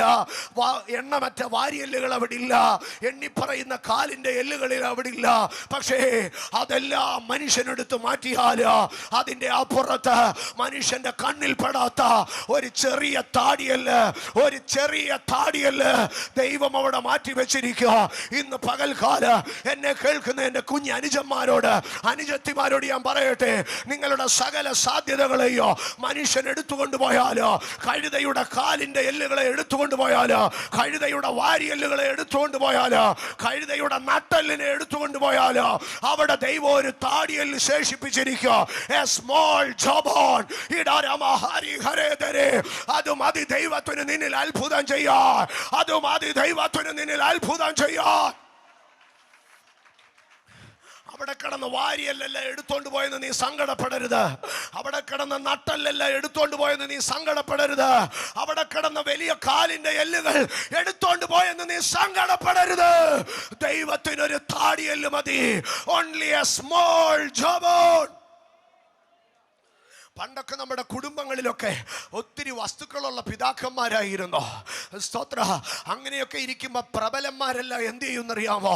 വീട്ടിൽ കയ്യൂക്കുള്ള ആൺപിള്ളേരെല്ലാം അപ്പനെ അമ്മയെ സ്വാധീനിച്ചിട്ട് പട്ടണത്തിൻ്റെ നല്ല ഭാഗങ്ങളെല്ലാം തിരഞ്ഞെടുക്കും, നല്ല ഇടങ്ങളൊക്കെ തിരഞ്ഞെടുക്കും. നിങ്ങളുടെ ആരുടെയെങ്കിലും വീട്ടിൽ അങ്ങനെ സംഭവിച്ചിട്ടുണ്ടെങ്കിൽ, പിതാക്കന്മാർ അങ്ങനെ വല്ല അപഹരിച്ചിട്ടുണ്ടെങ്കിൽ എന്നോട് ക്ഷമിക്കണം കേട്ടോ, ചരിത്രം ഞാനങ്ങ് പറഞ്ഞു പോയെന്നേ ഉള്ളൂ. ഇങ്ങനെ എടുക്കുക, എന്നിട്ട് അതിൽ ഏറ്റവും ബലഹീനനായി അപ്പനും അമ്മയ്ക്ക് ഒരു അനഭിമിതനായിട്ടുള്ള ഒരു കൊച്ചു ചെറുക്കൻ ആ വീട്ടിലുണ്ടെങ്കിൽ, അല്ലെങ്കിൽ ഒരു പയ്യൻ ആ വീട്ടിലുണ്ടെങ്കിൽ, അവനെ ഏറ്റവും മൂലയ്ക്ക് കിടക്കുന്ന, അങ്ങ് പരിയമ്പറത്തുള്ള അങ്ങ് മലമടുക്കി കിടക്കുന്ന ഏതെങ്കിലും ഒരു 5 സെന്റ് അവന് കൊടുത്ത് അവനെ അങ്ങ് ഒതുക്കോ. ഇതുപോലെ ഞാൻ പറയട്ടെ, വാരിയല്ലോ കാലിന്റെ എല്ലാം നട്ടല്ലോ നിന്റെ കുടുംബത്തിലെ പ്രബലന്മാര് കൊണ്ടുപോയി കാണോ. കഴുതയുടെ എല്ലുപോലും നിനക്കൊരെണ്ണം ശേഷിപ്പിച്ചില്ല, പക്ഷെ അതിനകത്തൊരു താടിയല്ല് ദൈവം കരുതിയിട്ടുണ്ട്. ആ താടിയല്ലും മതി നിനക്ക് ജയമെടുക്കാം. ഇന്ന് പകൽക്കാലം ഞാൻ പറയട്ടെ, നിന്റെ പ്രൊവിഷൻസ് ചെറുതാണെന്ന്, നിന്റെ ഓപ്പർച്യൂണിറ്റീസ് ചെറുതാണെന്ന് നീ സങ്കടപ്പെടരുത്. നിന്റെ സാധ്യതകൾ ചെറുതാണെന്ന് നീ പറയരുത്. ദൈവത്തിന് നിന്റെ ചെറിയ സാധ്യതകളിൽ കൂടെ വലിയ കാര്യങ്ങൾ ചെയ്യാൻ കഴിയും. ഇന്ന് പകൽ പറഞ്ഞേ, ഏതോ ദൈവത്തിന് എൻ്റെ ചെറിയ സാധ്യതകളിൽ കൂടെ വലിയ കാര്യങ്ങൾ ചെയ്യാൻ കഴിയും. ഇന്ന് പകൽക്കാലം അടുത്തിരിക്കുന്നവർക്ക് കരം കൊടുത്തിട്ട് പറഞ്ഞേ, ചെറിയ സാധ്യതകളിൽ കൂടെ വലിയ കാര്യങ്ങൾ ചെയ്യുന്ന ദൈവം. സന്തോഷമുള്ളവർ, വിശ്വാസമുള്ളവർ അടുത്തിരിക്കുന്നവരെ തൊട്ട് വിളിച്ചു പറഞ്ഞേ, ചെറിയ സാധ്യതകളിൽ കൂടെ വലിയ കാര്യങ്ങൾ ചെയ്യുന്ന ദൈവം. ചെറിയ സാധ്യതകളിൽ കൂടെ വലിയ കാര്യങ്ങൾ ചെയ്യുന്ന ദൈവം. ചെറിയ സാധ്യതകളിൽ കൂടെ വലിയ കാര്യങ്ങൾ ചെയ്യുന്ന ദൈവം. യെസ്. ആകയാൽ എല്ലാവരും എന്നെ കൈവിട്ടുവെന്നോ, ആരും എനിക്ക് തുണ നിന്നില്ലെന്നോ ഉള്ളതല്ല വിഷയം. ദൈവം തുണ നിന്നോ. മനുഷ്യൻ മാത്രമല്ല ശിംശോനെ അവിടെ കൈവിട്ടത്, സാഹചര്യവും പ്രതികൂലമായി. അതല്ലേ ഞാൻ പറഞ്ഞത്. ഒരു നല്ല അസ്ഥി കഷ്ണമായിരുന്നെങ്കിൽ ആ അസ്ഥി കഷ്ണം എടുത്ത് അടിക്കാൻ നല്ല ഊക്കായിരുന്നോ. വാരിയലുകളായിരുന്നെങ്കിൽ ഇങ്ങനെ ബൂമറാങ് പോലെ അവന് വെട്ടി അടിക്കാമായിരുന്നോ. പക്ഷെ അതൊന്നും അവിടെ കിട്ടിയില്ല. പക്ഷെ ഒരു താടിയല്ല അവിടെ ഉണ്ടായിരുന്നോ. ഇന്ന് പകൽക്കാലം ഞാൻ അതിൽ നിന്ന് ഒന്നുകൂടെ പറയട്ടെ, മനുഷ്യൻ നിന്റെ എല്ലാ കാണുന്ന സാധ്യതകളെയും വെട്ടിക്കളഞ്ഞാലോ അവൻ്റെ കണ്ണിൽ പെടാത്ത ഒരു ചെറിയ സാധ്യത ദൈവം അവിടെ വെച്ചിരിക്കും. ഒരു ചെറിയ സാധ്യത വെച്ചിരിക്കും. മനുഷ്യൻ അടച്ചു കളയാൻ കഴിയുന്ന ഒത്തിരി സാധ്യതകളുണ്ട്. മനുഷ്യന് ഒതുക്കി കളയാൻ കഴിയുന്ന ഒത്തിരി സാധ്യതകളുണ്ട്. പക്ഷെ അതിൻ്റെ ഇടയിലും ദൈവം ഒരു ചെറിയ സാധ്യതയെ ഒരുക്കി വെച്ചിരിക്കും. രാജാക്കന്മാരുടെ ഈ ചരിത്രത്തിലൊക്കെ നാം ദിനവൃത്താന്ത പുസ്തകങ്ങൾ രാജാക്കന്മാരിലൊക്കെ കടന്നു വരുമ്പോൾ, ചില രാജ്യങ്ങളിൽ വന്നും ന്യായാധിപന്മാരുടെ കാലത്തും രാജാക്കന്മാരുടെ കാലത്തും ഒരു കുടുംബത്തിലെ ആണുങ്ങളെ എല്ലാം കൊന്നുകളയും. പക്ഷെ അതിനിടയ്ക്ക് ഒരു 2 വയസ്സുള്ള ഒരു കൈക്കുഞ്ഞിനെ ദൈവം അവിടെ നിന്നെടുത്ത് മാറ്റിവെക്കും. നാളുകൾ കഴിയുമ്പോൾ അവൻ രാജാവേ ജയ ജയ എന്നുള്ള വിളിയുടെ നടുവിൽ അവൻ എഴുന്നേറ്റ് വരുന്നത് കാണും. ഇന്ന് പകൽ എനിക്കൊരു ദൈവത്തെ അറിയാം, ചെറിയ സാധ്യതകളിൽ കൂടെ വലിയ കാര്യങ്ങൾ ചെയ്യുന്ന ദൈവം. 5 അപ്പത്തെ കൊണ്ട് 5000 പേരെ പോഷിപ്പിക്കുന്ന ദൈവം. ശൂന്യമായ കൽപാത്രങ്ങളിൽ നിന്ന് വിരുന്നുശാലയെ നിറയ്ക്കുന്ന ദൈവം. ചെറിയ സാധ്യതകളിൽ കൂടെ വലിയ കാര്യങ്ങൾ ചെയ്യുന്ന ദൈവം. ഇന്ന് യേശു കർത്താവിൻ്റെ ഗത്സമനയിലേക്ക് കടന്നു ചെന്നാൽ യേശു കർത്താവ് ഇതുപോലെ 2 മുറിവുകൾ ഏറ്റു നിൽക്കുന്നത് നമുക്ക് കാണാൻ കഴിയും. ഒന്ന്, അരിമശിഷ്യൻ സ്നേഹിച്ചവൻ വിശ്വസ്തനായ യൂദാസ് ഒറ്റിക്കൊടുത്ത വേദന. യൂദാസ് ഒറ്റിക്കൊടുത്ത വേദന. പക്ഷേ യൂദാസ് ഒറ്റിക്കൊടുത്ത വേദന മാത്രമായിരുന്നില്ല യേശുവിന്. ഗത്സമനയിൽ താൻ സ്നേഹിച്ച തൻ്റെ ശിഷ്യന്മാർ യോഹന്നാനും പത്രോസും ഒക്കെ താബോർ മലയിലെ ഉന്നതികളിൽ കയറിയപ്പോൾ നമുക്കിവിടെ കുടില് പണിത് താമസിക്കാമെന്ന് പറഞ്ഞ പുള്ളികളാ. ഇപ്പോൾ കഷ്ടതയുടെ രാത്രിയിൽ അവർ സുഖമായി ഉറങ്ങുകയാണ്. അവർ തുണ നിന്നില്ല. കുറെ നേരം കൂടെ കഴിഞ്ഞപ്പോൾ ബാല്യക്കാരത്തിയുടെ വാക്ക് കേട്ട് പടിപ്പുരവാതിലിനപ്പുറത്ത് വെച്ച് പത്രോസ് ഉറക്കെ തള്ളിപ്പറയുകയാണ്. ഒറ്റിക്കൊടുപ്പിൻ്റെ വേദനയും തള്ളിപ്പറയലിൻ്റെ വേദനയും ഒരുപോലെ യേശു കാൽവറിയിൽ സഹിച്ചു. ഒരിക്കൽ കൂടെ ഞാൻ പറയട്ടെ, ഒറ്റിക്കൊടുക്കലിൻ്റെ വേദനയും തള്ളിപ്പറയലിൻ്റെ വേദനയും. ഇവിടെയോ പൗലോസ് 2 മുറിവുകളെ ഏറ്റു. പക്ഷേ ദൈവത്തിലുള്ള വിശ്വാസവും ദൈവത്തിൻ്റെ സ്നേഹവും കൊണ്ട് താൻ അതിനെ മറികടന്നു. ആരും തുണ നിൽക്കാത്ത കാലങ്ങൾ ജീവിതത്തിൽ വന്നേക്കും, പക്ഷേ ദൈവം അവിടെ തുണയായിരിക്കും. സ്നേഹിതരേവരും വെടിഞ്ഞ അത് യേശുവിനോടു നീ പറഞ്ഞാൽ, സ്നേഹിതരേവരും വെടിഞ്ഞാൽ അത് യേശുവിനോടു നീ പറഞ്ഞാൽ, സ്നേഹിതരില്ല കുരിശിൽ പെട്ട പാടുകളെഴും തൻ കരത്താൽ, സ്നേഹിതരില്ല കുരിശിൽ പെട്ട പാടുകൾ എഴുന്തൻ കരത്താൽ, നന്നായി നടത്തും വീട്ടിൽ ചേരും വരെയും വരുവിൻ യേശുവിൻ അരികിൽ, എത്ര നല്ലവൻ താൻ രുചിച്ചറികിൽ, വരുവിൻ യേശുവിൻ അരികിൽ, എത്ര നല്ലവൻ താൻ രുചിച്ചറികിൽ. ഈ പകൽ ഞാൻ ഉറപ്പായിട്ട് പറയട്ടെ, ജീവിതത്തിൻ്റെ ഈ മുറിവുകൾ സംയോജിക്കുമ്പോൾ യേശുവിനറിയാം ആ മുറിവുകളുടെ വേദന. ഹല്ലേലൂയ. എന്നാൽ പൗലോസ്, നമുക്ക് അതിൽ നിന്ന് മുമ്പോട്ട് പോകാം. പൗലോസ് പറയുകയാണ്, എങ്കിലോ കർത്താവ് എനിക്ക് തുണ നിന്നു, കർത്താവോ എനിക്ക് തുണ നിന്നു, കർത്താവോ എനിക്ക് തുണ നിന്നു.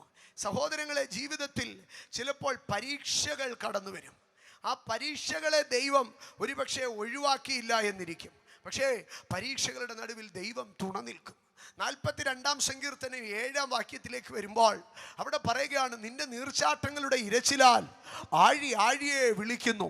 അടുത്ത ഭാഗത്ത് പറയുകയാണ്, നിന്റെ ഓളങ്ങളും തിരമാലകളുമെല്ലാം എൻ്റെ മീതെ കടന്നു പോകുന്നു. സഹോദരങ്ങളെ, അതൊരു അസംഭവ്യമായ വിഷയമാണ്.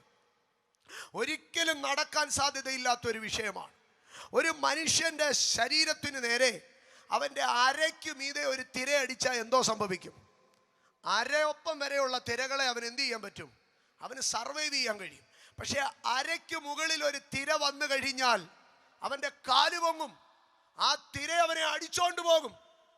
എൻ്റെ സഹോദരങ്ങളെ, ഒരു ഓളം ഒരു മനുഷ്യനെ വരുമ്പോൾ, ഒരു ഓളം വന്ന നെഞ്ചൊപ്പമുള്ള ഓളത്തിൽ നമുക്ക് പിടിച്ചു നിൽക്കാം. പക്ഷേ കഴുത്തൊപ്പമുള്ള ഓളവും തിരയും വന്നു കഴിഞ്ഞാൽ ലോകം കണ്ട് ഒരു മനുഷ്യനും സാധാരണഗതിയിൽ എന്ത് ചെയ്യത്തില്ല, അവിടെ പിടിച്ചു നിൽക്കത്തില്ല. പക്ഷേ ദാവീദ് ഇവിടെ പറയുകയാ, സങ്കീർത്തനക്കാരൻ ഇവിടെ പറയുകയാ, കോരഹപുത്രന്മാർ ഇവിടെ പറയുകയാ, ഞാൻ ഒരിടത്ത് നിന്നു, ഓളങ്ങളും തിരമാലകളും എല്ലാം എൻ്റെ മീതെ കടന്നുപോയി, പക്ഷെ ഞാൻ എന്തോ ചെയ്തു? ഞാൻ അവിടെ തന്നെ ഉറച്ചു നിന്നു. ഇതാണ് സഹോദരങ്ങളെ സൂപ്പർ നാച്ചുറൽ ദൈവിക കരുതലുകൾ. നിങ്ങൾ പലപ്പോഴും ചിന്തിക്കും, ദൈവമേ, അമാനുഷികമായി എൻ്റെ ജീവിതത്തിൽ ഒന്നും നടന്നിട്ടില്ലല്ലോ എന്ന്. പക്ഷേ ഇന്ന് പകൽ എൻ്റെ സഹോദരങ്ങളോട് ഞാൻ പറയട്ടെ, നിങ്ങളുടെ തിര എത്രയുണ്ടായിരുന്നു? നിങ്ങളുടെ തിര എത്രയുണ്ടായിരുന്നു?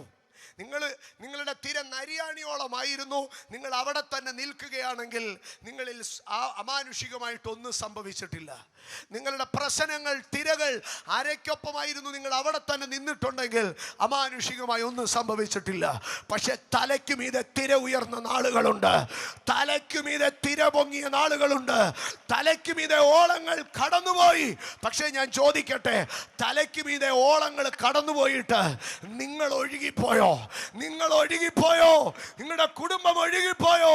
ഇവിടെ പറയുക, നിന്റെ ഓളങ്ങളും തിരമാലകളും എല്ലാം എൻ്റെ മീതെ കടന്നുപോയി എന്ന് പറഞ്ഞാൽ അതിൻ്റെ അർത്ഥം, എത്ര ഓളവും തിരമാലയോ തലയ്ക്ക് മീതെ ഒഴുകിയിട്ടോ എന്നെ കൊണ്ടുപോകാൻ അതിന് പറ്റിയില്ല. ഇന്ന് പകൽ അതാണ് ദൈവം തുണ നിന്നാൽ സംഭവിക്കുന്നത്. ഓളവും തിരമാലയൊക്കെ അങ്ങ് പോകും സഹോദരങ്ങളെ, അത് പക്ഷെ നിങ്ങളെ കൊണ്ടുപോകത്തില്ല.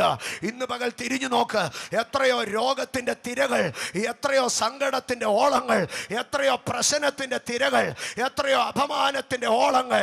അത് അരയൊപ്പമല്ല, അത് നെഞ്ചൊപ്പമല്ല, അത് കഴുത്തറ്റമല്ല, അത് തലയ്ക്ക് മീതെ കവിഞ്ഞുപോയ എത്രയോ ആഴ്ചകൾ, എത്രയോ മാസങ്ങൾ. ഹല്ലേലൂയ.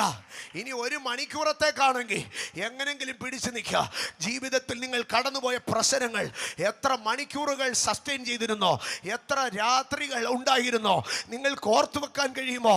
എത്ര മാസങ്ങൾ നീണ്ടു നിന്ന പ്രശ്നം, എത്ര വർഷങ്ങൾ നീണ്ടു നിന്ന പ്രശ്നം. പക്ഷേ ഞാൻ ചോദിക്കട്ടെ, അത്ര ആഴ്ചകളിൽ, അത്ര മാസങ്ങളിൽ, അത്ര വർഷങ്ങളിൽ നിങ്ങളുടെ തലയ്ക്ക് മീതെ ആ തിര ഒഴുകിപ്പോയിട്ടോ, ആ തിര അലയടിച്ചിട്ടോ, അമ്മേ ആ ഓളങ്ങൾ കടന്നുപോയിട്ടോ നിങ്ങളുടെ കാല് പൊങ്ങിയോ? നിങ്ങളെ അവിടുന്ന് പറിക്കാൻ പിശാചിന് കഴിഞ്ഞോ? ഹേ നാണം കെട്ട സാത്താനെ, നീ എന്റെ തലയ്ക്ക് മീതെ ഓളങ്ങൾ പോക്കിയിട്ടോ, നീ എന്റെ തലയ്ക്ക് മീതെ തിരമാലകൾ പോക്കിയിട്ടോ, നിനക്കെന്നെ ഒന്നും ചെയ്യാൻ കഴിഞ്ഞില്ല, നീ തോറ്റുപോയി. ഇന്ന് പകൽ നിങ്ങൾ ജയിച്ചവരാ ദൈവമക്കളെ. ഇന്ന് പകൽ നിങ്ങൾ ജയിച്ചവരാ ദൈവമക്കളെ. ഇന്ന് പകൽ നിങ്ങൾ ജയിച്ചവരാ. നിങ്ങളുടെ മുമ്പിൽ സാത്താൻ നിന്ന് പിടയ്ക്കുക. കാരണം എത്ര തിരയടിപ്പിച്ചിട്ടോ, എത്ര ഓളം അടിപ്പിച്ചിട്ടോ നിന്നെ കുറ്റി പറിക്കാൻ അവന് കഴിഞ്ഞില്ല, നിന്റെ കാലളക്കാൻ അവന് കഴിഞ്ഞില്ല. ഇതിനകത്ത് ജയമെടുത്ത ദൈവമക്കൾ ദൈവത്തിന് സ്തുതി പറഞ്ഞ് ഹല്ലേലൂയ, ഹല്ലേലൂയ. ആദ്യത്തെ തിര വന്നപ്പോ പിശാചി ചിന്തിച്ച് ഇതിൽ തന്നെ ഇവൻ ഒഴുകിപ്പോകുമെന്ന്. രണ്ടാമത്തെ തിര ചിന്തിച്ച് ഇതോടെ അവന്റെ കഥ തീരുമെന്ന്. മൂന്നാമത്തെ തിര ചിന്തിച്ചോ, ഇതിനകത്ത് ഞാൻ അവനെ അറ്റ്ലീസ്റ്റ് മറിച്ചിടുകയെങ്കിലും ചെയ്യാം. പക്ഷെ ഞാൻ പറയാ, തിരമാലകൾ തലയ്ക്ക് മീതെ വന്നപ്പോ ചിലപ്പോഴൊക്കെ നിങ്ങളൊന്ന് ആടിയെന്നുള്ളത് സത്യമാ. ചിലപ്പോ ഒക്കെ നിങ്ങൾ പോയോ എന്ന് ചിന്തിച്ചു. പക്ഷെ ഒരു കാര്യം ഞാൻ ഉറപ്പ് പറയാ, ഒരു തിരയും നിങ്ങളുടെ കാലിനെ ഇളക്കിയില്ല, ഒരു തിരയും നിങ്ങളുടെ കുറ്റി പറിച്ചില്ല. ഇന്ന് നിങ്ങൾ ഈ ദേശത്തിരുന്ന്, ഈ ദേശത്തു നിന്ന് കർത്താവിനെ ആരാധിക്കുന്നെങ്കിൽ അത് ദൈവം നിങ്ങളെ തുണ നിന്നതിന്റെ അടയാളമാ. ദൈവം നിങ്ങളെ ഉറപ്പിച്ച് നിർത്തിയതിന്റെ അടയാളമാ. ദൈവത്തിന് ഒരു നിമിഷം സ്തുതി പറഞ്ഞ് ആമേൻ. നിങ്ങൾ പറയും അത്ഭുതമായിട്ടുള്ളതൊന്നും എൻ്റെ ജീവിതത്തിൽ നടന്നിട്ടില്ല. പക്ഷെ ഞാൻ പറയും, ഇത്രയും തിരയും ഓളമൊക്കെ മണ്ടയ്ക്കൂടെ പോയിട്ടും നിൽക്കുന്നില്ലേ? അതാ ലോകത്തിലെ ഏറ്റവും വലിയ അത്ഭുതം. അതാ ഏറ്റവും വലിയ അത്ഭുതം. അവിടുന്ന് പറിച്ചെടുത്ത് എവിടെയും കൊണ്ടിട്ടിട്ട് അവിടെ പച്ച പിടിച്ചെന്ന് പറയുന്നതല്ല. ഈ ഓളവും തിരമാലയൊക്കെ പോയിപ്പോഴും എന്നെ ഉറപ്പിച്ച് നിർത്തിയ ദൈവം, എന്നെ ഉറപ്പിച്ച് നിർത്തിയ ദൈവം. ഈ ഭാഗത്തിലേക്ക് നമുക്ക് വീണ്ടും പൗലോസിൻ്റെ ഭാഗങ്ങളിലേക്ക് കടന്നു വരാം. പൗലോസ് ഇവിടെ പറയുകയാണ്, എൻ്റെ ഒന്നാം പ്രതിവാദത്തിൽ ആരും എനിക്ക് തുണ നിന്നില്ല, എല്ലാവരും എന്നെ കൈവിട്ടു, അതവർക്ക് കണക്കിടാതിരിക്കട്ടെ. മനുഷ്യൻ ചെയ്തതെല്ലാം പൗലോസ് പറഞ്ഞു തീർത്തു. ഇനി അടുത്തത് പൗലോസ് പറയാൻ തുടങ്ങുകയാണ്. ആര് ചെയ്തതാണെന്നറിയാവോ? ദൈവം ഇതിനെക്കുറിച്ച് പറയാൻ തുടങ്ങുകയാണ്. എൻ്റെ സഹോദരങ്ങളെ, മനുഷ്യൻ ചെയ്തതൊക്കെ പറഞ്ഞു തീരും, പക്ഷെ ദൈവം ചെയ്തത് പറഞ്ഞു തുടങ്ങും അതിന് ശേഷം. ഹല്ലേലൂയ. അതുകൊണ്ടാണ് അടുത്ത ഭാഗത്തിൽ എഴുതിയിരിക്കുന്നത്, കർത്താവോ എനിക്ക് തുണ നിന്നു, കർത്താവോ എനിക്ക് തുണ നിന്നു. കർത്താവ് പൗലോസിന് വേണ്ടി തുണ നിന്നപ്പോൾ സംഭവിച്ചതായിട്ടുള്ള പ്രധാനമായ 5 വിഷയങ്ങളാണ് പൗലോസ് ഇവിടെ പറയുന്നത്. കർത്താവോ എനിക്ക് തുണ നിന്നു. എന്നിട്ട് പൗലോസ്, കർത്താവ് താങ്കൾക്ക് തുണ നിന്നിട്ട് എന്ത് സംഭവിച്ചു? അതിൻ്റെ അടുത്ത ഭാഗത്തിൽ താൻ പറയുകയാണ്, ആമേൻ, കർത്താവോ എനിക്ക് തുണ നിന്നോ, പ്രസംഗം എന്നെ കൊണ്ട് നിവർത്തിപ്പാനോ സകല ജാതികളും കേൾപ്പാനോ ദൈവം എന്നെ ശക്തീകരിച്ചോ. He stood with me and strengthened me. ഒരു മനുഷ്യന്റെ കൂടെ കർത്താവ് നിന്നാൽ ഒന്നാമത് കർത്താവ് എന്ത് ചെയ്യോ? കർത്താവ് അവനെ ശക്തീകരിക്കോ. കർത്താവ് തുണ നിന്നാൽ കർത്താവ് ശക്തീകരിക്കോ. രണ്ടാമതായി അവിടെ പറയുകയാണ്, എന്തിനാണ് കൂടെ നിന്ന് തുണ നിന്ന് ശക്തീകരിച്ചത്? എൻ്റെ പ്രസംഗം എന്നെ കൊണ്ട് നിവർത്തിക്കാൻ. എന്നിലൊരു പ്രവർത്തി ദൈവം ആരംഭിച്ചോ, എന്നിലൊരു കുടുംബജീവിതം ദൈവം ആരംഭിച്ചോ, എന്നിലൊരു എഡ്യൂക്കേഷൻ ദൈവം ആരംഭിച്ചോ, എന്നിലൊരു ശുശ്രൂഷ ദൈവം ആരംഭിച്ചോ, അത് ദൈവത്തിന് എന്ത് ചെയ്യണോ? അത് പെർഫെക്റ്റ് ചെയ്യണോ. ഒന്നാമതായി പറയുകയാണ് അവൻ എന്നെ ശക്തീകരിച്ചോ. രണ്ടാമതായി പറയുകയാണ് അവൻ അത് നിവർത്തിപ്പാൻ വേണ്ടിയാണ്. മൂന്നാമതായി പറയുകയാണ് അവൻ സിംഹങ്ങളുടെ വായിൽ നിന്ന് എന്നെ രക്ഷിച്ചോ. നാലാമതായി പറയുകയാണ്, അവൻ ഇനി കർത്താവിനെ സകല ദുഷ്പ്രവർത്തിയിൽ നിന്നും വിടുവിച്ച് സ്വർഗീയ രാജ്യത്തിനായി രക്ഷിക്കുമെന്ന്. എന്നാൽ അതിൻ്റെ ഇംഗ്ലീഷ് പരിഭാഷയിലേക്ക് കടന്നു വരുമ്പോൾ അവിടെ പറയുന്നത്, he will preserve me unto his heavenly kingdom, he will bring me to his heavenly kingdom. അവൻ എന്നെ അവിടേക്ക് കൊണ്ടെത്തിക്കുക. ഒരു മനുഷ്യന് കർത്താവ് തുണ നിന്നാൽ സംഭവിക്കുന്ന 5 വിഷയങ്ങൾ. കർത്താവ് തുണ നിന്നോ, he stood with me, he stood by me and strengthened me. ഇന്ന് പകൽക്കാല ദൈവം ഒരു മനുഷ്യന് തുണ നിന്നാൽ ദൈവം ഒന്നാമത് ആ മനുഷ്യനെ ചെയ്യുന്നത്, ദൈവം അവനെ ശക്തീകരിക്കോ. ദൈവം അവനെ ശക്തീകരിക്കോ. ഞാൻ നിന്നെ സഹായിക്കോ, ഞാൻ നിന്നെ ശക്തീകരിക്കോ, എൻ്റെ നീതിയുള്ള വലം കൈകൊണ്ട് ഞാൻ നിന്നെ താങ്ങോ. ഇന്ന് പകൽക്കാല ദൈവം നിങ്ങൾക്ക് തുണ നിൽക്കുന്നുവെന്നുള്ളതിൻ്റെ ഒന്നാമത്തെ അടയാളം ദൈവം നിങ്ങളെ ശക്തീകരിക്കുന്നതായിരിക്കുക. ഇന്ന് പകൽക്കാല നിങ്ങളായിരിക്കുന്ന അവസ്ഥകളെ നോക്കി പറഞ്ഞേ, ദൈവം എന്നെ ശക്തീകരിക്കുക. ക്ഷീണിച്ചിരിക്കുന്നവനെ ശക്തീകരിക്കുന്ന ദൈവം, ബലമില്ലാത്തവന് ബലം വർദ്ധിപ്പിക്കുന്ന ദൈവം. ദൈവം ഒരു മനുഷ്യന് തുണ നിന്നാൽ ഒന്നാമത് അവനെ ശക്തീകരിക്കുക. പക്ഷേ ഈ ദൈവം ഒരു മനുഷ്യന് തുണ നിന്ന് അവനെ ശക്തീകരിക്കുമെന്ന് പറയുമ്പോൾ ഞാൻ അടുത്തത് ചോദിക്കുക, ആർക്കാണ് ശക്തി ആവശ്യം? സിമ്പിളായിട്ട് നമ്മൾ മറുപടി പറയുക, ബലമില്ലാത്തവനാണ് എന്ത് ബലം ആവശ്യം, ക്ഷീണിച്ചിരിക്കുന്നവനാണ് ശക്തി ആവശ്യം. അങ്ങനെയെങ്കിൽ ഞാൻ ചോദിക്കട്ടെ, എപ്പോഴാണ് ഒരു മനുഷ്യൻ ക്ഷീണിതനായി തീരുന്നത്? എപ്പോഴാണ് ഒരു മനുഷ്യൻ്റെ ശക്തി നഷ്ടപ്പെട്ടു പോകുന്നത്? ഇവിടെ കർത്താവ് പറയുകയാണ്, ഞാൻ ഒരുത്തന് തുണ നിന്ന് അവനെ ശക്തീകരിക്കുക. പൗലോസ് ഇവിടെ പറയുകയാണ്, കർത്താവോ എനിക്ക് തുണ നിന്നോ, അവൻ എന്നെ ശക്തീകരിച്ചോ. He stood by me and strengthened me.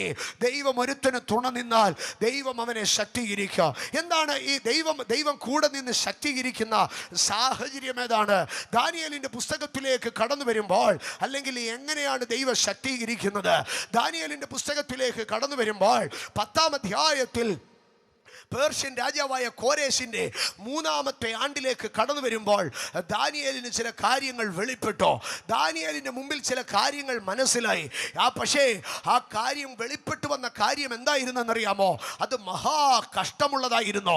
ദാനിയേലിൻ്റെ പുസ്തകം 10-ാം അധ്യായം 1-ാം വാക്യത്തിൽ പറയുകയാണ്, പേർഷ്യൻ രാജാവായ സൈറസിൻ്റെ 3-ാം ആണ്ടിൽ എനിക്കൊരു കാര്യം വെളിപ്പെട്ടു. പക്ഷേ വെളിപ്പെട്ട കാര്യം ഭയങ്കര കഷ്ടം പിടിച്ച ഒരു കാര്യമായിരുന്നു. ഭയങ്കര കഷ്ടം പിടിച്ച കാര്യമായിരുന്നു. ഈ കഷ്ടം പിടിച്ച കാര്യം, ജീവിതത്തിൻ്റെ ഈ കഷ്ടത തൻ്റെ ജീവിതത്തിലേക്ക് കയറി വന്നപ്പോൾ, ഈ മഹാ കഷ്ടത കടന്നു വന്നപ്പോൾ, രണ്ടാമത് ദാനിയേൽ എന്ത് ചെയ്തു? അതിൻ്റെ 2-ാം വാക്യത്തിൽ പറയുകയാണ്, ആ കാലത്ത് ദാനിയേൽ എന്ന ഞാൻ, ഏത് കാലത്ത്? ചില കഷ്ടതകൾ ജീവിതത്തിൽ വെളിപ്പെട്ടു വരുന്ന കാലം, ചില സങ്കടങ്ങൾ ജീവിതത്തിൽ വെളിപ്പെട്ടു വരുന്ന കാലം. പുറമേ നോക്കിക്കഴിഞ്ഞാൽ ഇത് കോരേശ് ഭരണമേറ്റിരിക്കുകയാണ് എന്ന് പറഞ്ഞാൽ ഇസ്രായേലിന് നന്മ വരാനുള്ള സാധ്യതയാണ്. പക്ഷേ പുറമേ നോക്കിയാൽ അനുകൂലമായ സാഹചര്യമാണ്. പക്ഷേ ദാനിയേൽ കണ്ടത് പ്രശ്നങ്ങളുടെ മഹാ കഷ്ടതകളുടെ സാധ്യതയാണ്. അതിൻ്റെ നടുവിൽ ആ കാലത്ത് ദാനിയേൽ എന്ന ഞാൻ 3 ആഴ്ചവട്ടം മുഴുവനും എന്ത് ചെയ്തുകൊണ്ടിരുന്നോ? ദുഃഖിച്ചുകൊണ്ടിരുന്നോ. രാവിലെ പുള്ളി സങ്കടത്തിലാണ്, ഉച്ചയ്ക്ക് പുള്ളി സങ്കടത്തിലാണ്, വൈകിട്ട് പുള്ളി സങ്കടത്തിലാണ്, രാത്രി കിടക്കാൻ പോയാലും പുള്ളിക്ക് സങ്കടമാണ്. രാത്രി 12 മണിയായാലും ഉറക്കം വരത്തില്ല. 1 മണിക്കൊന്ന് കണ്ണു മയങ്ങിയാലോ 2 മണിയാവുമ്പോൾ ഞെട്ടി ഉണരോ. 3 ആഴ്ചവട്ടം മുഴുവനോ ദുഃഖിച്ചുകൊണ്ടിരുന്നോ. 3 ആഴ്ചവട്ടം ദുഃഖിച്ചുകൊണ്ടേയിരുന്നോ. അതിൻ്റെ അടുത്ത വാക്യത്തിലേക്ക് വരുമ്പോൾ നമുക്ക് കാണുവാൻ കഴിയോ, ഭക്ഷിക്കണമെന്നോ കുടിക്കണമെന്നോ പോലും ഇല്ലാതെ വേണോ ആ ദുഃഖം തൻ്റെ തലയ്ക്ക് മീതെ കയറിക്കൊണ്ടിരിക്കുകയാണ്. ഒന്നാമത് തൻ്റെ മുമ്പാകെ ഒരു കഷ്ടം വെളിപ്പെട്ടോ. 2, അത് തൻ്റെ മാനസികാവസ്ഥയെ ബാധിക്കാൻ തുടങ്ങി, ദുഃഖമായി തുടങ്ങി. ഇനി അതിൻ്റെ അടുത്ത ഭാഗത്തിലേക്ക് കടന്നു വരുമ്പോൾ, അതിൻ്റെ 7-ാം വാക്യത്തിലേക്ക് വരുമ്പോൾ ദാനിയേൽ ഒറ്റപ്പെടാൻ തുടങ്ങി. ദാനിയേൽ ഇപ്പോൾ ഇവിടെ ഒറ്റപ്പെടാൻ തുടങ്ങുകയാണ്. അതിൻ്റെ 7-ാം വാക്യത്തിൽ ഇങ്ങനെയാണ് എഴുതിയിരിക്കുന്നത്, ദാനിയേൽ എന്ന ഞാൻ മാത്രം ഈ ദർശനം കണ്ടോ. സഹോദരങ്ങളെ, ജീവിതത്തിൽ ചില കഷ്ടതകൾ കടന്നു വരുമ്പോൾ, നിങ്ങളുടെ ജീവിതത്തിൽ കുടുംബത്തിൽ ആർക്കുമില്ലാത്ത ഒരു പരിശോധന, കൂട്ടുകാരിൽ ആർക്കുമില്ലാത്ത ഒരു പരിശോധന, ചാർച്ചക്കാരിൽ ആർക്കുമില്ലാത്ത ഒരു പരിശോധന. അതിന്റെ 7-ാം വാക്യത്തിൽ പറയുകയാണ്, ദാനിയേൽ എന്ന ഞാൻ മാത്രം ഈ ദർശനത്തെ കണ്ടോ. ഇനി അടുത്ത ഭാഗത്ത് പറയുകയാണ്, എൻ്റെ കൂടുള്ളവരാരും അത് കണ്ടില്ല, പക്ഷേ അവരെല്ലാവരും എന്നെ വിട്ട് ഓടി ഒളിച്ചു എന്ന് പറയുകയാണ്. ഇവിടെ ദാനിയേൽ അടുത്തതായി എന്ത് സംഭവിക്കുകയാണ്? ദാനിയേൽ ഒറ്റപ്പെടുകയാണ്. അതിന്റെ അടുത്ത ഭാഗത്തിൽ ദാനിയേൽ പറയുകയാണ്, അതിന്റെ 8-ാം വാക്യത്തിൽ, അങ്ങനെ ഞാൻ തനിച്ചു ശേഷിച്ചിരുന്നു. അങ്ങനെ ഞാൻ തനിച്ച് ശേഷിച്ചിരുന്നു.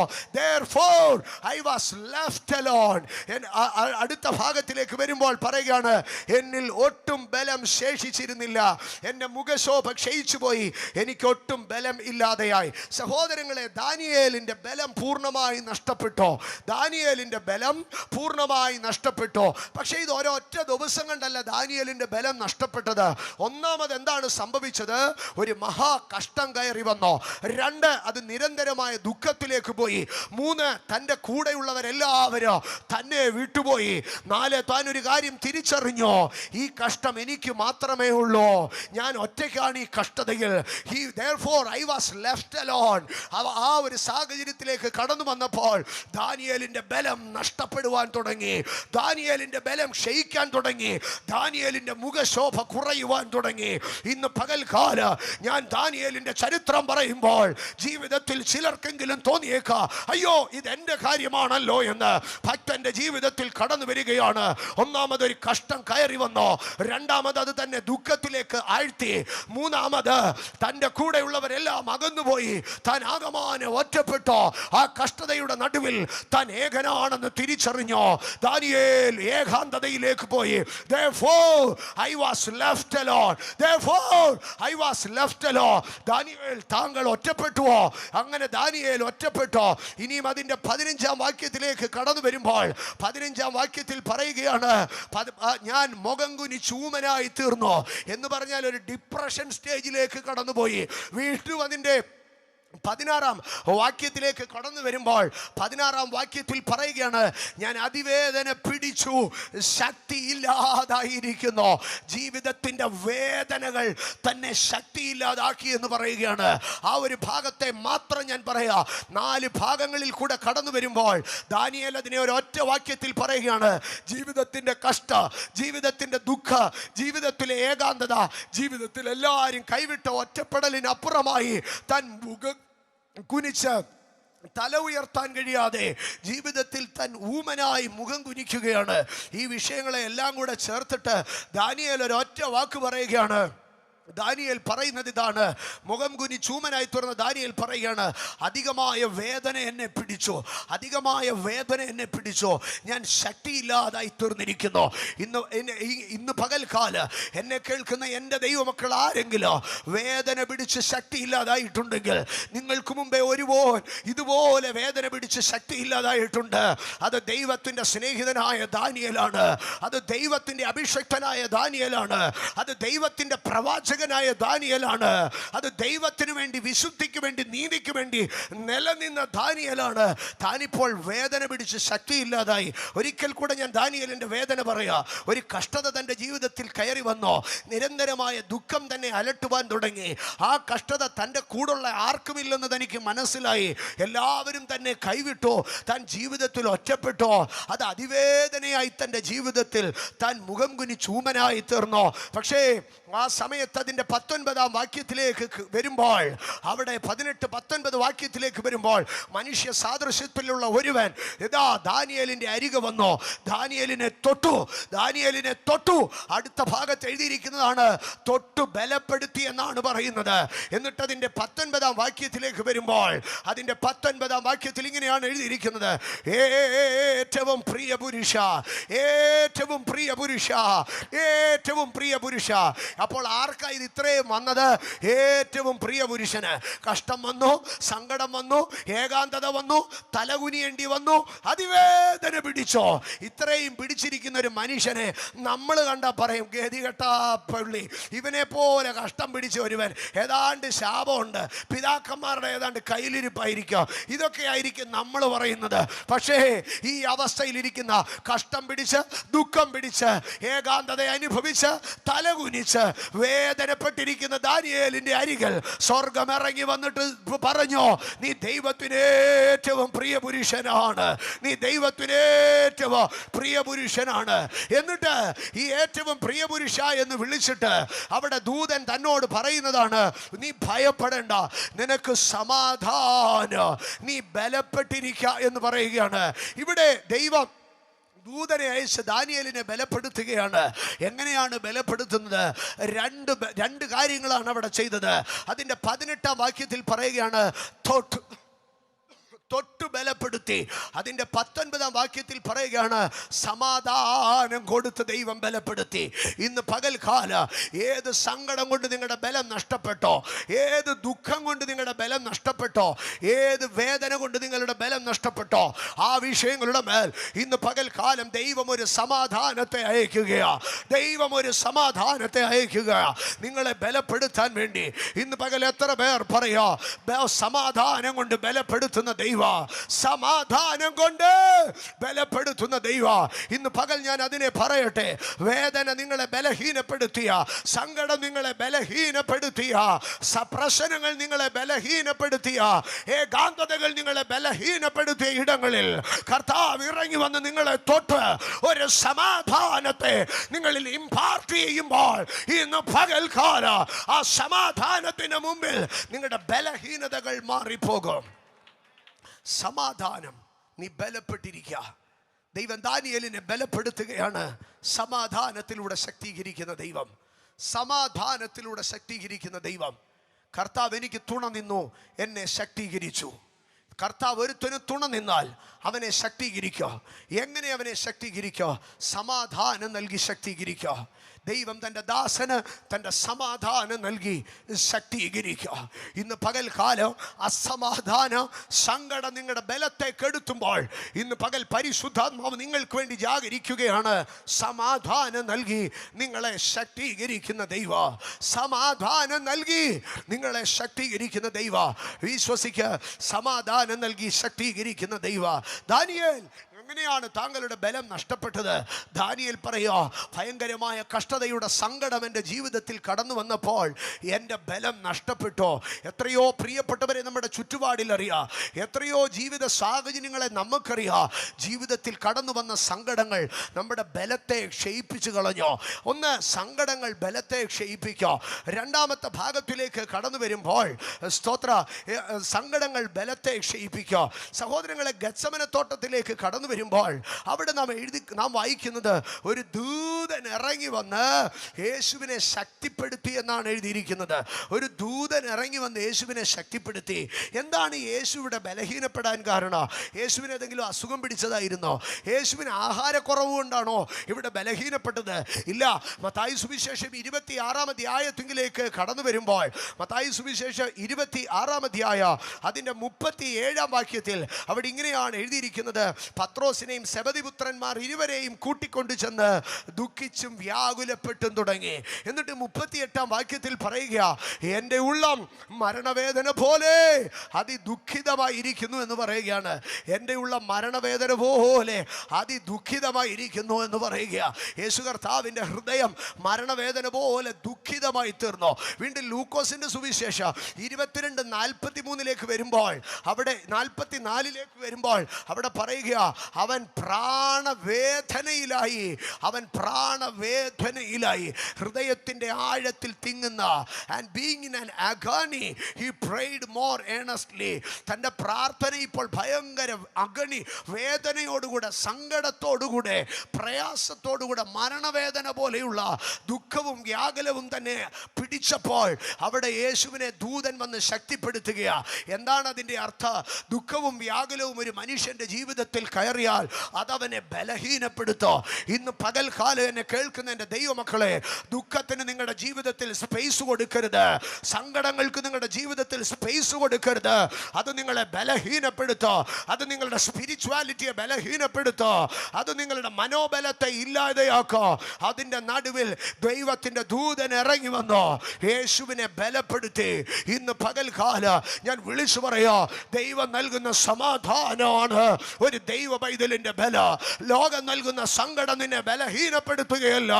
ദൈവം നൽകുന്ന ബല നമ്മളെ ദൈവം നൽകുന്ന സമാധാനം നമ്മളെ ബലപ്പെടുത്തണം. ഒരിക്കൽ കൂടെ ഞാൻ പറയട്ടെ, ലോകം നൽകുന്ന സങ്കടം നമ്മളെ ബലഹീനപ്പെടുത്തുകയല്ല, ദൈവം നൽകുന്ന സമാധാനം നമ്മളെ ബലപ്പെടുത്തുന്നതായിരിക്കണം. ഇവിടെ ദാനിയേൽ ബലപ്പെടുകയാണ്. ദാനിയേൽ, താങ്കൾ എങ്ങനെയാണ് ബലപ്പെട്ടത്? ദാനിയേൽ, താങ്കൾക്ക് എന്തെങ്കിലും ഭക്ഷിക്കാൻ തന്നോ? ദാനിയേൽ പറയില്ല, എനിക്കൊന്നും ഭക്ഷിക്കാൻ തന്നില്ല. പിന്നെ എങ്ങനെയാണ് താങ്കൾ ബലപ്പെട്ടത്? അവൻ എൻ്റെ മേലൊരു സമാധാനത്തെ ഇമ്പാർട്ട് ചെയ്തു. അവൻ എൻ്റെ മേലൊരു സമാധാനത്തെ പകർന്നു. സമാധാനം പകരപ്പെട്ടപ്പോൾ ഞാൻ ബലശാലിയായി തീർന്നു.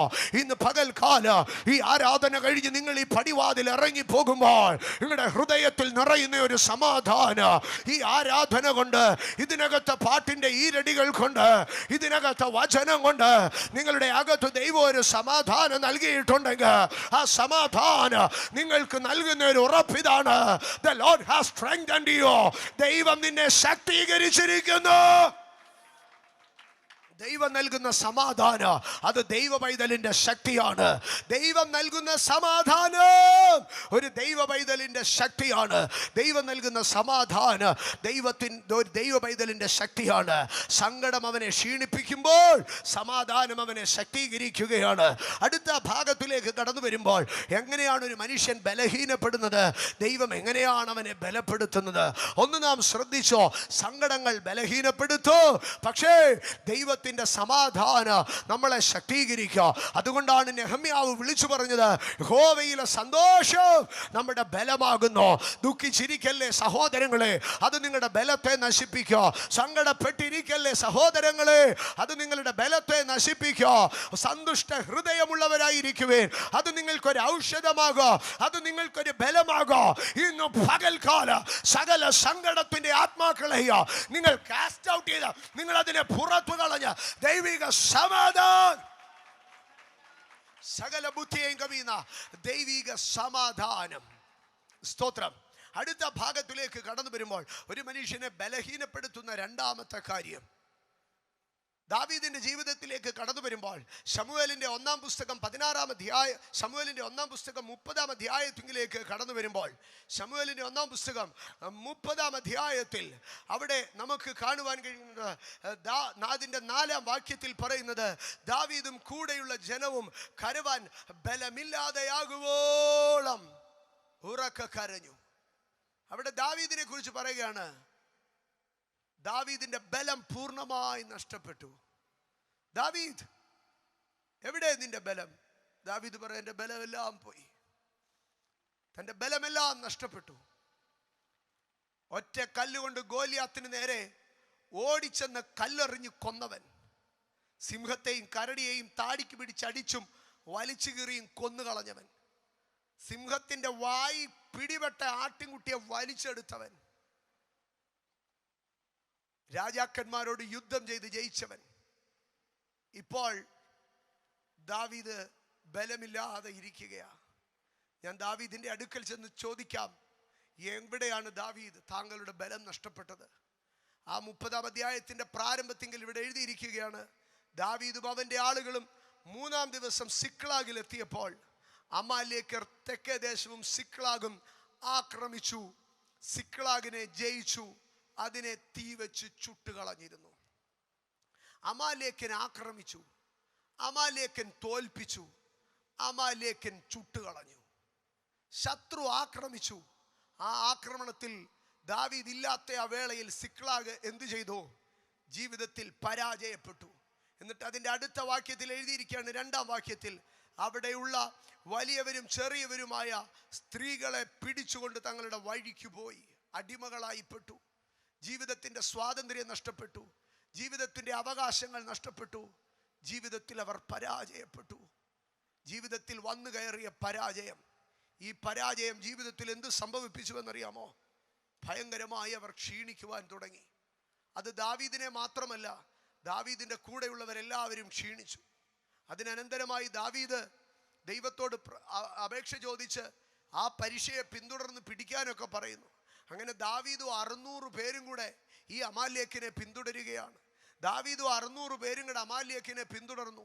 പക്ഷെ ബസോർ തോടിൻ്റെ അരികത്തെത്തിയപ്പോൾ 600 പേരിൽ 200 പേർ എന്ന് പറഞ്ഞാൽ 1/3 പേർ. 10-ാം വാക്യത്തിൽ എഴുതിയിട്ടുണ്ട്, 1/3 പേർ ആ തോട്ടിൻ്റെ കരയിൽ ക്ഷീണിച്ച് അവിടെ കുത്തിയിരുന്നു. അവർ പറഞ്ഞു, ഞങ്ങൾക്ക് ഈ ബെസോർ തോട് കടപ്പാൻ കഴിയത്തില്ല. ജീവിതത്തിലെ ഒരു തോടിൻ്റെ മുമ്പിൽ അവരിപ്പോൾ ആയുധം ധരിച്ച വില്ലാളികൾ പറയുക, ഈ തോടിനെ ഞങ്ങൾക്ക് മറികടക്കാൻ കഴിയുന്നില്ല. എൻ്റെ സഹോദരങ്ങളെ, ആറാണ് നീന്തി കടക്കേണ്ടിയ പുള്ളികളാ, കടലാണെങ്കിൽ നീന്തി കടക്കേണ്ടിയ പുള്ളികളാ ദാവീദിൻ്റെ കൂടെ ഉള്ളവര്. പക്ഷെ ഇപ്പോൾ ഒരു തോടിൻ്റെ മുമ്പിൽ നിന്ന്, ബെസോർ തോടിൻ്റെ മുമ്പിൽ നിന്ന് അവർ പറയുക, ഞങ്ങൾക്ക് ഈ തോട് കടക്കാൻ കഴിയത്തില്ല, ഞങ്ങൾക്ക് ഈ തോട് കടക്കാൻ കഴിയത്തില്ല. അങ്ങനെയല്ലേ അതിൻ്റെ 10-ാം വാക്യത്തിൽ എഴുതിയിരിക്കുന്നത്, ബെസോർ തോട് കടപ്പാൻ കഴിയാതെ വണ്ണം ക്ഷീണിച്ചിട്ട്, ബെസോർ തോട് കടക്കാൻ കഴിയാതെ വണ്ണം ക്ഷീണിച്ചിട്ട്. വില്ലാളികളായിട്ടുള്ളവർ ഇപ്പോൾ ഒരു തോടിൻ്റെ മുമ്പിൽ നിന്ന് പതറുകയാ. അവരുടെ പിതാക്കന്മാർ ചെങ്കടൽ കടന്നവരാ, അവരുടെ പിതാക്കന്മാർ യോർദാൻ നദി കടന്നവരാ. കടല് കടന്ന ചരിത്രമുണ്ട്, നദി കടന്ന ചരിത്രമുണ്ട്. പക്ഷെ ഇപ്പോൾ ഒരു തോടിൻ്റെ മുമ്പിൽ വന്നിട്ട് പറയാ, ഇത് കടപ്പാനുള്ള ബലം ഞങ്ങൾക്കില്ല. ബെസോർ തോട് കടപ്പാൻ കഴിയാതെ അവർ ക്ഷീണിച്ചു. എവിടെയാണ് നിങ്ങൾ ക്ഷീണിച്ചത്? എന്തുകൊണ്ടാണ് നിങ്ങൾ ബെസോർ തോട് കടപ്പാൻ കഴിയാതെ ക്ഷീണിച്ചത്? അവർ പറയും, ജീവിതത്തിനകത്ത് കടന്നുകൂടിയ ചില പരാജയങ്ങൾ, ചില ആക്രമണങ്ങൾ, ചിലത് ചുട്ടുകളഞ്ഞതിനകത്ത് ഞങ്ങളുടെ ബലം എവിടെയോ നഷ്ടപ്പെട്ടു പോയി. ഇന്ന് പകൽക്കാലം എന്നെ കേൾക്കുന്ന ദൈവ പൈതലേ, എവിടെയോ വന്നുകൂടിയ പരാജയമോ, എവിടെയോ വന്നുകൂടിയ ആക്രമണങ്ങളോ, എവിടെയോ വന്നുകൂടിയ പൈശാചിക പോരാട്ടങ്ങളോ, എവിടെയോ വന്നുകൂടിയ അന്ധകാരത്തിൻ്റെ ആക്രമണങ്ങളോ നിന്നെ ബലഹീനപ്പെടുത്തി കളഞ്ഞോ? ഇവിടെ പറയുക, ഞങ്ങളുടെ ബലം നഷ്ടപ്പെട്ടു. എവിടെയാണ് നിങ്ങളുടെ ബലം നഷ്ടപ്പെട്ടത്?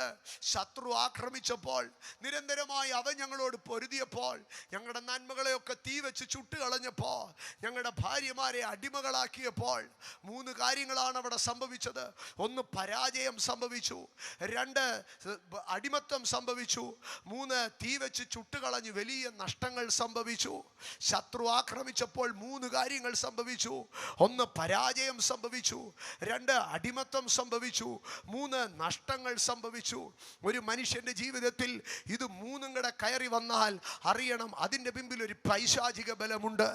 ഒരിക്കൽ കൂടെ ഞാൻ പറയട്ടെ, അടിമത്തം സംഭവിച്ചു, പരാജയം സംഭവിച്ചു, നാശനഷ്ടങ്ങൾ സംഭവിച്ചു. തീ വെച്ച് ചുട്ടുകളഞ്ഞാൽ എല്ലാം നശിച്ചുപോയി. സ്ത്രീകളെ പിടിച്ചുകൊണ്ടുപോയാൽ അടിമകളായി പോയി. സിക്ലാഗിനെ ജയിച്ചു എന്ന് പറഞ്ഞാൽ തോറ്റുപോയി. ജീവിതത്തിൽ പരാജയം. ദാവീദ് നേരിട്ട് തോൽക്കുകയല്ല, പക്ഷെ ദാവീദിനുള്ളതൊക്കെയും തോറ്റുപോയി. ഒരുപക്ഷെ നിങ്ങൾ പിടിച്ചു നിൽക്കുന്നു, പക്ഷെ നിങ്ങളുടെ മക്കൾ തോറ്റുപോകുന്നു. ഒരുപക്ഷെ നിങ്ങൾ പിടിച്ചു നിൽക്കുന്നു, പക്ഷെ നിങ്ങളുടെ സഹോദരങ്ങൾ പരാജയപ്പെടുന്നു. ഒരുപക്ഷെ നിങ്ങൾ പിടിച്ചു നിൽക്കുന്നു, പക്ഷേ നിങ്ങളുടെ ബിസിനസ് പരാജയപ്പെടുന്നു. ദാവീദിനെ അല്ല അവർ തോൽപ്പിച്ചത്, ദാവീദ് പാർത്ത പട്ടണത്തെയാണ് അവർ തോൽപ്പിച്ചത്. സിക്ലാഗ് തോറ്റു, സ്ത്രീകൾ അടിമപ്പെട്ടു, പട്ടണം ചുടപ്പെട്ടു. അവിടെ ദാവീദിന്റെ ബലം നഷ്ടപ്പെട്ടു. ഇന്ന് പകൽ എന്നെ കേൾക്കുന്ന എൻ്റെ ദൈവമൈതലേ, നിരന്തരമായ പൈശാചിക ആക്രമണം നിന്റെ ബലത്തെ തകർത്തു കളഞ്ഞോ? അതിൻ്റെ നടുവിൽ ദാവീദ് എഴുന്നേൽക്കുകയാണ്, ദൈവത്തോട് ആലോചന ചോദിക്കുകയാണ്, താൻ മുമ്പോട്ട് കടന്നു പോവുകയാണ്. ഇന്ന് പകൽക്കാലം എന്നെ കേൾക്കുന്ന ദൈവമൈതലേ, എവിടെയെങ്കിലും നിങ്ങൾ ക്ഷീണിച്ചു പോയിട്ടുണ്ടെങ്കിൽ, അതിൻ്റെ പിമ്പിൽ ഒരു പരാജയമുണ്ടെങ്കിൽ, ഇന്ന് ഞാൻ പ്രസംഗിക്കുന്ന കർത്താവ് ദൈവമോ എനിക്ക് തുണ നിന്നു, എന്നെ ശക്തീകരിച്ചു. നിരന്തരമായ പൈശാചിക ആക്രമണത്തിൽ, നിരന്തരമായ പൈശാചിക വേട്ടയിൽ, നിരന്തരമായ ദുരാത്മാവിൻ്റെ പോരാട്ടത്തിൽ നിന്റെ സ്വാതന്ത്ര്യം നഷ്ടപ്പെട്ടു, നിന്റെ നന്മകൾ അപഹരിക്കപ്പെട്ടു, നീ പരാജയപ്പെട്ടു, നീ ആകെ നിന്ന് സ്ട്രംബിൾ ചെയ്യുകയാണ്. ഇന്ന് പകൽ വിശ്വസിച്ചാട്ടെ, ദൈവം നിനക്ക് തുണ നിൽക്കുന്ന പകലാണിത്. The Lord stood by me and strengthened me. ഇന്ന് പകൽ ദൈവം തുണ നിൽക്കോ, ദൈവം എന്നെ ശക്തീകരിക്കോ. നിന്റെ ബലഹീനതകളുടെ നടുവിൽ, നിന്റെ പരാജയങ്ങളുടെ നടുവിൽ, ശത്രു നിന്നെ നശിപ്പിച്ച മണ്ഡലങ്ങളിൽ, ശത്രു നിന്നെ തീ വെച്ച് ചുട്ട മണ്ഡലങ്ങളിൽ, നിന്റെ കുടുംബത്തിൽ എവിടെയോ വന്നുകൂടിയ പരാജയത്തിൽ, നിന്റെ ബലം നഷ്ടപ്പെട്ട ഇടത്ത് ഇന്ന് പകൽ ദൈവം നിന്നെ ശക്തീകരിക്കോ. ദൈവമോ എനിക്ക് തുണ നിന്നു, കർത്താവോ എനിക്ക് തുണ നിന്നു, എന്നെ ശക്തീകരിച്ചു. എന്നെ ശക്തീകരിച്ചു. ഇന്ന് പകൽക്കാലം ശക്തീകരിക്കപ്പെടും. സഹോദരങ്ങളെ, നിരന്തരമായ യുദ്ധത്തിൽ ദൈവം നിങ്ങൾക്ക് തുണ നിന്നാൽ നിങ്ങൾ ബലപ്പെട്ടുകൊണ്ടേയിരിക്കും. ഞാൻ ഒരിക്കൽ കൂടെ പറയട്ടെ, യുദ്ധം നിരന്തരമാകട്ടെ, പക്ഷെ ദൈവം തുണ നിന്നാൽ നിങ്ങൾ ബലപ്പെട്ടുകൊണ്ടേയിരിക്കുക. നമ്മൾ തിരുവെഴുത്തിലേക്ക് കടന്നു വരുമ്പോൾ 2 ശമൂവേൽ 3-ാം അധ്യായത്തിലേക്ക് കടന്നു വരുമ്പോൾ, ശമൂവേലിൻ്റെ 2-ാം പുസ്തകം 3-ാം അധ്യായം 1-ാം വാക്യം ഇങ്ങനെയാണ് എഴുതുന്നത്: ശൗലിൻ്റെ ഗ്രഹവും ദാവീദിൻ്റെ ഗ്രഹവും തമ്മിൽ കുറെ കാലം യുദ്ധമെന്നല്ല എഴുതിയിരുന്നത്, ദീർഘകാലം യുദ്ധമുണ്ടായിരുന്നു. ശൗലിൻ്റെ ഗ്രഹവും ദാവീദിന്റെ ഗ്രഹവും തമ്മിൽ ദീർഘകാലം യുദ്ധമുണ്ടായിരുന്നു. പക്ഷെ അടുത്ത ഭാഗത്ത് എഴുതിയിരിക്കുകയാണ്, എന്നാൽ ദാവീദിന് ബലം കൂടി കൂടിയും ശൗലിന്റെ ഗ്രഹം ക്ഷയിച്ചു വന്നു. നിരന്തരമായ യുദ്ധങ്ങളിൽ ദാവീദിന്റെ ബലം നഷ്ടപ്പെട്ടില്ല. നിരന്തരമായ യുദ്ധങ്ങളിൽ ദാവീദിന്റെ ബലം കൂടി കൂടി വന്നു. എന്താണ് കാരണം? ശൗലിന് സൈന്യമുണ്ട്, ശൗലിന് പടയും പടയാളികളുമുണ്ട്, ശൗലിന് കുതിരയും രഥങ്ങളുമുണ്ട്. ദാവീദിന് ഈ പറയുന്ന സംഗതികളൊന്നും വന്നില്ല. പക്ഷേ യുദ്ധത്തിൽ ദാവീദിന്റെ ബലം കൂടി കൂടി വന്നു. എന്താണ് കാരണം? കർത്താവോ എനിക്ക് തുണ നിന്നു, എന്നെ ശക്തീകരിച്ചോ. ഇന്ന് പകൽക്കാല യുദ്ധം നീണ്ടു നിൽക്കുന്നത് കൊണ്ട്, യുദ്ധം തുടർമാനമായിരിക്കുന്നത് കൊണ്ട് നിങ്ങൾ പരാജയപ്പെട്ടു പോകുമെന്ന് കരുതരുത്. യുദ്ധം എത്ര സുദീർഘമായി നിൽക്കട്ടെ, ദീർഘകാലം യുദ്ധം നടന്നു, പക്ഷേ ദാവീദിന്റെ ബലം കൂടി കൂടി വന്നു. ഇന്ന് പകൽ എത്ര പേർ വിശ്വസിക്കുന്നു, എന്റെ ബലം കുറഞ്ഞു പോകാൻ ദൈവം സമ്മതിക്കത്തില്ല? നിരന്തരമായ യുദ്ധം 2015 തുടങ്ങിയ യുദ്ധമായിരിക്കാം, 2014 തുടങ്ങിയ യുദ്ധമായിരിക്കാം, വർഷം 4ആയി, വർഷം 5ആയി, വർഷം 10ആയി, യുദ്ധങ്ങൾ അവസാനിക്കുന്നില്ല. പക്ഷേ ഇന്ന് പകൽ ഞാൻ വിളിച്ചു പറയാ, ഈ യുദ്ധങ്ങൾ ദീർഘകാലം നിൽക്കോ, പക്ഷേ ദൈവം നിന്നെ ബലപ്പെടുത്തും. കർത്താവോ എനിക്ക് തുണ നിന്നു, അവൻ എന്നെ ബലപ്പെടുത്തി. ദൈവം തുണ നിന്നാൽ ശൗലിന്റെ പടകൾക്കും പടയാളികൾക്കോ, അവന്റെ സേവകർക്കും കുതിരകൾക്കോ, അവന്റെ രഥങ്ങൾക്കുമല്ല ബലം കൂടി വരുന്നത്, പകരം ദാവീദിനും അവന്റെ കുടുംബത്തിനുമാണ്. ഇന്ന് പകൽക്കാല യുദ്ധത്തിന്റെ പോർവിളികളിൽ പറഞ്ഞാട്ട്, ദൈവമോ എന്നെ ബലപ്പെടുത്തോ, ദൈവമോ എന്നെ ശക്തീകരിക്കോ. സഹോദരങ്ങളെ, ദൈവം തുണ നിന്നാൽ നീ ബലഹീനപ്പെടത്തില്ല. ദൈവമോ കർത്താവോ എനിക്ക് തുണ നിന്നു, എന്നെ ശക്തീകരിച്ചു. സഹോദരങ്ങളെ, ഒരു വടിയോടുകൂടെ ലാബാന്റെ ഗ്രഹത്തിൽ കടന്നു ചെന്നവനാണ് യാക്കോബ്. കൗശലക്കാരനായ ലാബാൻ, അവന്റെ ശക്തന്മാരായ മക്കൾ നിരന്തരമായി യാക്കോബിനെ ക്ഷീണിപ്പിക്കുവാനുള്ള പരിശ്രമങ്ങളായിരുന്നു. യാക്കോബിന്റെ പ്രതിഫലങ്ങളെ മാറ്റി യാക്കോബ് ഒരിക്കൽ ലാബാന്റെ മുഖത്ത് നോക്കി പറഞ്ഞു, പകൽ വെയിൽ കൊണ്ടോ രാത്രി ശീതം കൊണ്ടോ ഞാൻ ക്ഷയിച്ചു. ഇങ്ങനെയായിരുന്നു എൻ്റെ വസ്തുത. കാരണം ലാബാൻ യാക്കോബിന് നൽകിയ സാഹചര്യങ്ങളല്ല യാക്കോബ് ക്ഷീണിച്ചു പോകണമെന്നുള്ളതായിരുന്നു, യാക്കോബ് ക്ഷയിച്ചു പോകണമെന്നുള്ളതായിരുന്നു. അവിടെ ഒരു കോൾഡ് വാർ, അവിടെ ഒരു രഹസ്യമായ യുദ്ധം നടക്കുകയായിരുന്നു. അങ്ങനെ ഇരിക്കെ ഒരു ദിവസം യാക്കോബ് ചെന്ന് ലാബാന്റെ അടുക്ക പറഞ്ഞു, ഞാൻ ഇവിടെ നിന്ന് ക്ഷയിക്കത്തേ ഉള്ളൂ, അതുകൊണ്ട് ഞാൻ പോവുകയാണെന്ന് പറഞ്ഞു. ലാബാൻ പറഞ്ഞു, നീ പോവുകയൊന്നും വേണ്ട മോനെ, നീ എൻ്റെ കൂടെ ഇവിടെ നിന്നോ, നിനക്കെങ്ങനെ മാസശമ്പളമാണേ അങ്ങനെ, തച്ചാണേ അങ്ങനെ, എങ്ങനെയാണെങ്കിൽ തരാ. അപ്പോൾ യാക്കോബ് പറഞ്ഞു, എനിക്കങ്ങനെ ഒന്നും വേണ്ട, ഒരു കാര്യം മാത്രം ചെയ്തു തന്നാൽ ഇനിയും ഞാൻ പരിപാലിച്ചോളാം. ഇതിനകത്ത് പുള്ളിയും കറുപ്പും മറുകും ഒക്കെ ഉള്ള അതിനെ എനിക്ക് തന്നാൽ ഞാൻ അതിനെ വളർത്തി അതിനകത്തുനിന്ന് എന്തേലും എടുത്തോളാം. അപ്പോൾ അങ്ങനെ ജനിക്കുന്നത്, ഇനിയും ജനിക്കുന്നതിൽ നിന്ന് പുള്ളിയും കറുപ്പും മറുകും ഒക്കെ ഉള്ളതിനെ എനിക്ക് തരാമെങ്കിൽ അതിനെയൊക്കെ നോക്കി അതിനെ വളർത്തി ഞാൻ അത് പിന്നെ ഇനിയും ജനിക്കുന്നത് മതിയെന്ന്. അപ്പോൾ ലാബാൻ പറഞ്ഞു, അങ്ങനെ തന്നെ ആയിക്കൊള്ളട്ടെ, അങ്ങനെ തന്നെ നമുക്ക് ചെയ്യാമെന്ന് പറഞ്ഞു. എന്നിട്ട് ലാബാൻ അന്ന് തന്നെ ലാബാൻ്റെ മക്കളെ വിളിച്ചു വരുത്തിയിട്ട് പറഞ്ഞു, എടാ മക്കളെ, ഇവൻ പറഞ്ഞേക്കുവാ ഇനിയും ജനിക്കുന്ന കറുപ്പും പുള്ളിയും മറുകും ഉള്ളതിനെയല്ല അവന് കൊടുക്കണമെന്ന്. ഞാൻ അവൻ്റെ അടുത്ത് ഓക്കേന്ന് പറഞ്ഞിട്ടുമുണ്ട്, പക്ഷേ അത് നമ്മളങ്ങനെ സമ്മതിച്ചു കൊടുത്തൂടാ. അതുകൊണ്ട് നിങ്ങളൊരു കാര്യം ചെയ്യണം. ഇവിടെ കിടക്കുന്നതായിട്ടുള്ള നമ്മുടെ ആട്ടിൻകൂട്ടത്തിൽ കിടക്കുന്ന കറുപ്പും പുള്ളിയും മറുകുമുള്ള എല്ലാത്തിനെയും നിങ്ങൾ ഇന്ന് തന്നെ ഇവിടുന്ന് എടുത്തോണ്ട് പോക്കണോ എന്ന് പറഞ്ഞു. അങ്ങനെ വെള്ളയാടുകളെല്ലാം ഇപ്പോൾ ആരുടെ കയ്യിലായി? യാക്കോബിൻ്റെ കയ്യിലായി, ലാബാൻ്റെ കയ്യിലായി. കറുപ്പും പുള്ളിയുള്ളതെല്ലാം ഇപ്പൊ ആരുടെ കയ്യിലായി? ലാബാൻ്റെ മക്കളുടെ കയ്യിലായി. ഇപ്പൊ യാക്കോബ് മേയ്ക്കുന്നത് ആരുടെ ആടുകളെയാ? ലാബാൻ്റെ ആടുകളെ. ലാബാൻ്റെ 10,000 വെള്ളയാടുകളെ യാക്കോബ് പരിപാലിക്കാൻ തുടങ്ങുകയാ. കറുപ്പും പുള്ളിയുള്ളതെല്ലാം ലാബാൻ്റെ മക്കളും കൊണ്ടുപോയി. കോൺട്രാക്ട് എന്താണെന്നറിയാമോ? ജനിക്കുന്ന കറുപ്പും പുള്ളിയുള്ളതെല്ലാം അത് യാക്കോബിൻ്റെതാണെന്ന്. പക്ഷെ കറുപ്പും പുള്ളിയുള്ള ഒരു ഒറ്റ ഒരെണ്ണം ലാബാൻ്റെ കൂട്ടത്തിലില്ല. അതെല്ലാം ലാബാൻ്റെ മക്കൾ കൊണ്ടുപോയി. യാക്കോബ് ആകെ കലങ്ങി. യാക്കോബ് പറഞ്ഞു, കർത്താവ് 8ന്റെ മണിയാണ് എനിക്ക് കിട്ടിയേക്കുന്നത്. കാരണം ആ കറുപ്പും പുള്ളിയുള്ള ഒരൊറ്റ മുട്ടനാടിനെ അതിലിട്ടേക്കാതെ അത് മുഴുവനും ലാബാൻ തൻ്റെ മക്കളുടെ കൊടുത്തു. അതാണ് യാക്കോബ് പറയുന്നുണ്ട്, 10 പ്രാവശ്യം നീ എന്നോട് പ്രതിഫലം മാറ്റി. നമ്മൾ നോക്കുമ്പോൾ ആകെ ലേയുടെ റാഹേലിൻ്റെ വിഷയത്തിലേ ഉള്ളെന്നാണ് നമ്മൾ കരുതുന്നേ. അല്ല, പറയാത്തതും പറഞ്ഞതുമായ 10 പ്രാവശ്യം താൻ ആക്രമിച്ചോ. യാക്കോബ് നോക്കുമ്പോൾ താൻ പരിപാലിക്കുന്ന ആട്ടിൻകൂട്ടത്തിൽ പുള്ളിയും മറുകോ കറുപ്പോ ഉള്ള ഒരൊറ്റ ആട് പോലും ഇല്ല. യാക്കോബിൻ്റെ ഹൃദയം തളർന്നു. യാക്കോബിന് മനസ്സിലായി, ഇതിനകത്തുനിന്ന് ഒരു കറുത്ത ആട് പോലും, ഇതിനകത്തുനിന്ന് ഒരു പുള്ളിയാട് പോലും, ഇതിനകത്തുനിന്ന് ഒരു മറുകുള്ള ആട് പോലും ജനിക്കത്തില്ല. യാക്കോബ് ആ രാത്രി സങ്കടപ്പെട്ട് കരഞ്ഞു. അമ്മാശനാന്ന് പറഞ്ഞാലും ഇങ്ങനത്തെ പണി ചെയ്യുമോ എന്ന് ചിന്തിച്ചോ.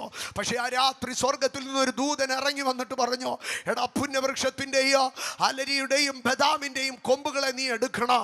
ആ വൃക്ഷങ്ങളൊക്കെ പുറമേ നോക്കിയാൽ ഭയങ്കര കറുപ്പ, പക്ഷേ അതിൻ്റെ തോല് ചീകുമ്പോൾ അതിനകത്ത് വെള്ള കാണോ. നീ അതുകൊണ്ട് വന്ന് വെള്ളത്തിൻ്റെ അരികത്ത് വെക്കണം. അപ്പം യാക്കോബ് ചോദിച്ചു, കർത്താവേ, ഞാനത് അരിഞ്ഞു വെച്ചാൽ ഇതുങ്ങൾ എപ്പോൾ വരുമെന്ന്. അതാണ് പുണ്യവൃക്ഷത്തിൻ്റെ പ്രത്യേകത. പുണ്യവൃക്ഷത്തിന് പ്രത്യേക ഒരു മണമുണ്ട്. ആ പുണ്യവൃക്ഷത്തിൻ്റെ മണമടിക്കുമ്പോൾ ആടുകൾ ഓടി വെള്ളത്തിലേക്ക് വരിക. അങ്ങനെ പുണ്യവൃക്ഷം തോലുരിച്ചു വെച്ച മണം വരിക. ബദാമും മറ്റേ വൃക്ഷത്തിൻ്റെയും കൊമ്പുകൾ അത് നല്ല കളറുകളെ നൽകുക. അങ്ങനെ മണമടിച്ച് വരാൻ വേണ്ടി ഒരു കൊമ്പ്, അതിൻ്റെ ഇപ്പുറത്ത് ഇതുങ്ങൾക്ക് കാണുവാൻ വേണ്ടി ഒരു ഇതും വെച്ചോ. ഇങ്ങനെ ലാബാന്റെ വെള്ളയാടുകൾ വന്ന് വെള്ളം കുടിച്ച് ഇത് ഈ തോലുരിയപ്പെട്ട കൊമ്പുകളെ കണ്ടുകൊണ്ട് ചനയേൽക്കുമ്പോൾ, തോലുരിയപ്പെട്ട കൊമ്പുകളെ, ഞാൻ ഒരിക്കൽ കൂടെ ആ വാക്കിനെ പറയുകയാണ്, തോലുരിയപ്പെട്ട കൊമ്പുകളെ അത് കണ്ടുകൊണ്ട് ചനയേൽക്കുമ്പോൾ ഈ ആടുകൾ യാക്കോബിന് വേണ്ടി ജനിച്ചോ. ഞാനൊന്ന് പറയട്ടെ, ആ ചനയേൽക്കുന്ന ആടുകൾ തൂവെള്ള നിറമുള്ളതായിരുന്നാലോ തോലുരിയപ്പെട്ടതിനെ കണ്ടുകൊണ്ട് അത് ചനയേറ്റാൽ ഈ യാക്കോബിന് വേണ്ടി അവകാശങ്ങൾ ജനിക്കോ. ഇന്ന് പകൽക്കാല സാധ്യതകളില്ലാത്ത ഇടത്തോ ഒരു പ്രതീക്ഷയില്ലാത്ത ഇടത്തോ തോലുരിയപ്പെട്ട കൊമ്പിനെ കണ്ടുകൊണ്ട്, ഓ ദേഹമാസകലം തോലുരിയപ്പെട്ട മുൾക്കിരീടങ്ങൾ ചൂടിയ ആണികളേറ്റ പുറമുഴുവുചാൽ പോലെ കീറിയ തോലുരിയപ്പെട്ട ആ കൊമ്പിനെ കണ്ടുകൊണ്ട് നീ ഓരോ കാര്യങ്ങളെ മൂവ് ചെയ്ത് നോക്ക്. അവിടെ അത്ഭുതങ്ങൾ സംഭവിക്കും. ലാബാൻ ബുദ്ധിമാനാണ്. ലാബാൻ ഒരു കോൺട്രാക്റ്റ് മാറ്റുന്നില്ല. ലാബാൻ പറഞ്ഞു, കറുപ്പും പുള്ളിയുള്ള ആടുകൾ ഏത് ജനിച്ചാലും നീ എടുത്തു, പക്ഷേ എൻ്റെ ആട്ടിൻകൂട്ടത്തിൽ വെള്ളം മാത്രമേ ഉള്ളൂ. യാക്കോബ് പോയി ചോദിച്ചാണും, അങ്കിളെ ഇങ്ങനെ അല്ലല്ലോ പറഞ്ഞത്. എടാ, ഞാൻ എന്തോ ചെയ്യാനാ? പിള്ളേർ വന്ന് ഇന്ന് അവർക്ക് കറുപ്പെല്ലാം വേണമെന്ന് പറഞ്ഞ് അവർ പിടിച്ചോണ്ട് പോയി. നീ അവരുടെ അടുത്ത് പോയി ചോദിര്. അവരുടെ അടുത്ത് പോയി ചോദിക്കുന്നതിനെക്കാട്ടിലും നല്ലത് വല്ല KSRTCയുടെ കീഴിൽ കയറുന്നതല്ലേ. അതുകൊണ്ട് യാക്കോബ് അങ്ങോട്ട് പോയതേ ഇല്ല. പക്ഷെ ആ രാത്രിയിൽ ദൈവത്തിൻ്റെ ദൂതൻ ഇറങ്ങി വന്നു. ഞാനിത് ഇത്രയും പറഞ്ഞതിൻ്റെ കാരണം എന്താണെന്നാൽ, അതിൻ്റെ ഉൽപ്പത്തി പുസ്തകം 30-ാം അധ്യായം അതിൻ്റെ 42-ാം വാക്യത്തിൻ്റെ അവസാനം ഇങ്ങനെയാണ് എഴുതിയിരിക്കുന്നത്. അങ്ങനെ ബലമില്ലാത്തവ ലാബാനും ബലമുള്ളവ യാക്കോബിനുമായി തീർന്നു. ദൈവം ഒരുത്തന് തുണ നിന്നാൽ, എതിർ നിൽക്കുന്നവൻ എത്ര തന്ത്രശാലിയായാലും, ദൈവം ഒരുത്തന് തുണ നിന്നാൽ, എതിർ നിൽക്കുന്നവൻ എത്ര പവർഫുൾ ആയാലും, ദൈവം ഒരുത്തിന് തുണ നിന്നാൽ, എതിർ നിൽക്കുന്നവൻ എത്ര രാഷ്ട്രീയ ബലം ഉണ്ടെങ്കിലും, എതിർ നിൽക്കുന്നവൻ എത്ര സംഘടനാ ബലം ഉണ്ടെങ്കിലും, എതിർ നിൽക്കുന്നവൻ എന്തൊക്കെ അറിവും പദ്ധതിയും ഉണ്ടെങ്കിലോ, ദൈവം ഒരുത്തിന് തുണ നിന്നാൽ ബലമുള്ളവ യാക്കോബിനായി തീർന്നു. ബലമുള്ളവ യാക്കോബിനായി തീർന്നു.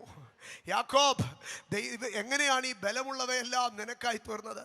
യാക്കോബ് തിരികെ നോക്കിയിട്ട് പറയും, എൻ്റെ ദൈവം എനിക്ക് തുണ നിന്നു. ഇന്ന് രാത്രി ഈ പകൽക്കാലം എന്നെ കേൾക്കുന്ന എൻ്റെ ദൈവമക്കളോട് ഞാൻ പറയട്ടെ, എൻ്റെ ബലഹീനതയിൽ ദൈവത്തിൻ്റെ ശക്തി തികഞ്ഞു വരും. ദൈവം തുണ നിന്നാൽ അതിനകത്ത് ബലം വ്യാപരിക്കും. കർത്താവോ എനിക്ക് തുണ നിന്നോ, അവൻ എന്നെ ബലപ്പെടുത്തി. പൗലോസ് പറയുകയാണ്, ആരും എനിക്ക് തുണ നിന്നില്ല, എല്ലാവരും എന്നെ കൈവിട്ടോ, അതുകൊണ്ട് ഞാൻ ക്ഷീണിച്ചൊന്നും പോയില്ല. കർത്താവോ എനിക്ക് തുണ നിന്നോ, അവൻ എന്നെ ശക്തീകരിച്ചു. ഇന്ന് പകൽ ഇതിനകത്ത് എത്ര പേർ വിശ്വസിക്കുന്നു എനിക്ക് തുണ നിൽക്കുന്ന ഒരു ദൈവമുണ്ട്? ഇന്ന് പകൽക്കാലം തുണ നിൽക്കുന്ന ദൈവം, ആ ദൈവത്തിൻ്റെ സാന്നിധ്യം ഇന്ന് പകൽക്കാലം അത് ശക്തിയായി വെളിപ്പെടും. ഇന്ന് പകൽ അത് ശക്തിയായി വെളിപ്പെടും. പൗലോസ് ദൈവത്തോട് പ്രാർത്ഥിച്ചോ, ദൈവം അവനെ ശക്തിപ്പെടുത്തി. ന്യായാധിപന്മാരുടെ പുസ്തകം 16-ാം അധ്യായം അതിൻ്റെ 28-ാം വാക്യത്തിലേക്ക് വരുമ്പോൾ, അവിടെ ബന്ധനസ്ഥരായിരിക്കുന്ന ശിംശോൻ, കണ്ണുകൾ നഷ്ടപ്പെട്ടിരിക്കുന്ന ശിംശോൻ, ഒരു കോമാളിയാക്കപ്പെട്ട ശിംശോൻ, ഇനിയും എങ്ങനെ മുമ്പോട്ട് കരപിടിക്കുമെന്നറിയത്തില്ല.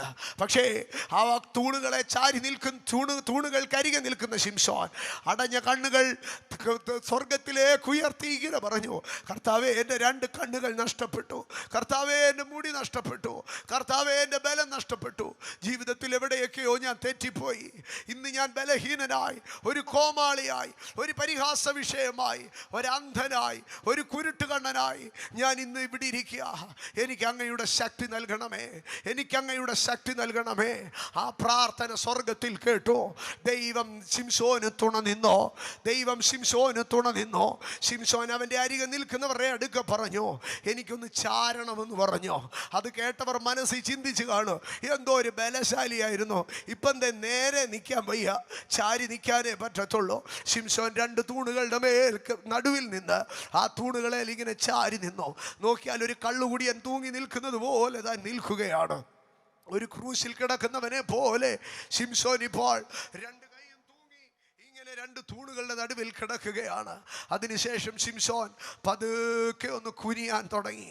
പതുക്കെ ഒന്ന് കുനിഞ്ഞപ്പോൾ അവിടെ ആയി ചില ക്രാക്ക് സൗണ്ടുകൾ കേട്ടു, കിറുകിറ ശബ്ദങ്ങൾ കേട്ടു. നോക്കിക്കൊണ്ടിരിക്കുമ്പോൾ ശിംശോൻ അല്ല കുനിയുന്നത്, ആ മണ്ഡപം മുഴുവനും തകരുകയാണ്.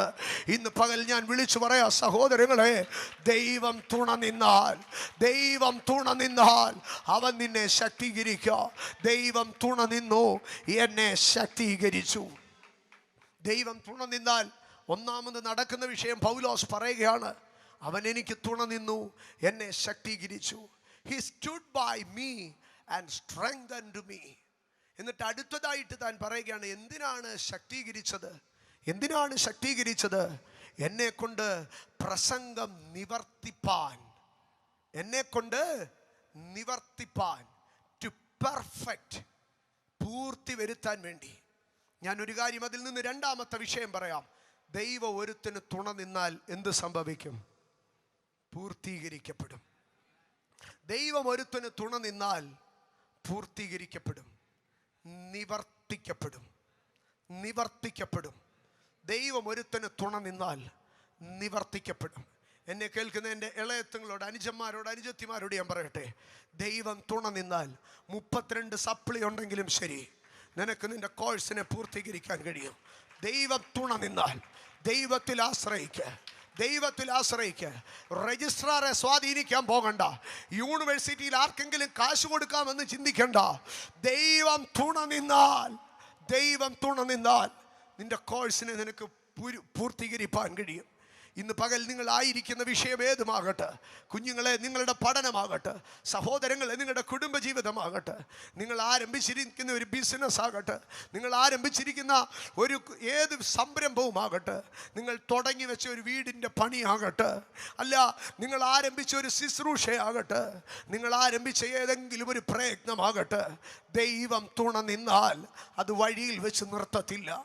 ദൈവം തുണ നിന്നാൽ അത് വഴിയിൽ വെച്ച് നിർത്തത്തില്ല. ദൈവം തുണ നിന്നാൽ അത് വഴിയിൽ വെച്ച് നിർത്തത്തില്ല. ദൈവം തുണ നിന്നാൽ അത് വഴിയിൽ വെച്ച് നിർത്തത്തില്ല. കഴിഞ്ഞ രാത്രി എന്നെ ഇവിടെ കൊണ്ടുവന്ന് റൂമിലാക്കിയ നമ്മുടെ ജെറിൻ ബ്രദർ കഴിഞ്ഞ രാത്രി എൻ്റെ അടുക്കൽ പറയുമ്പോൾ താൻ 1-2 വിഷയങ്ങളെ പറഞ്ഞു.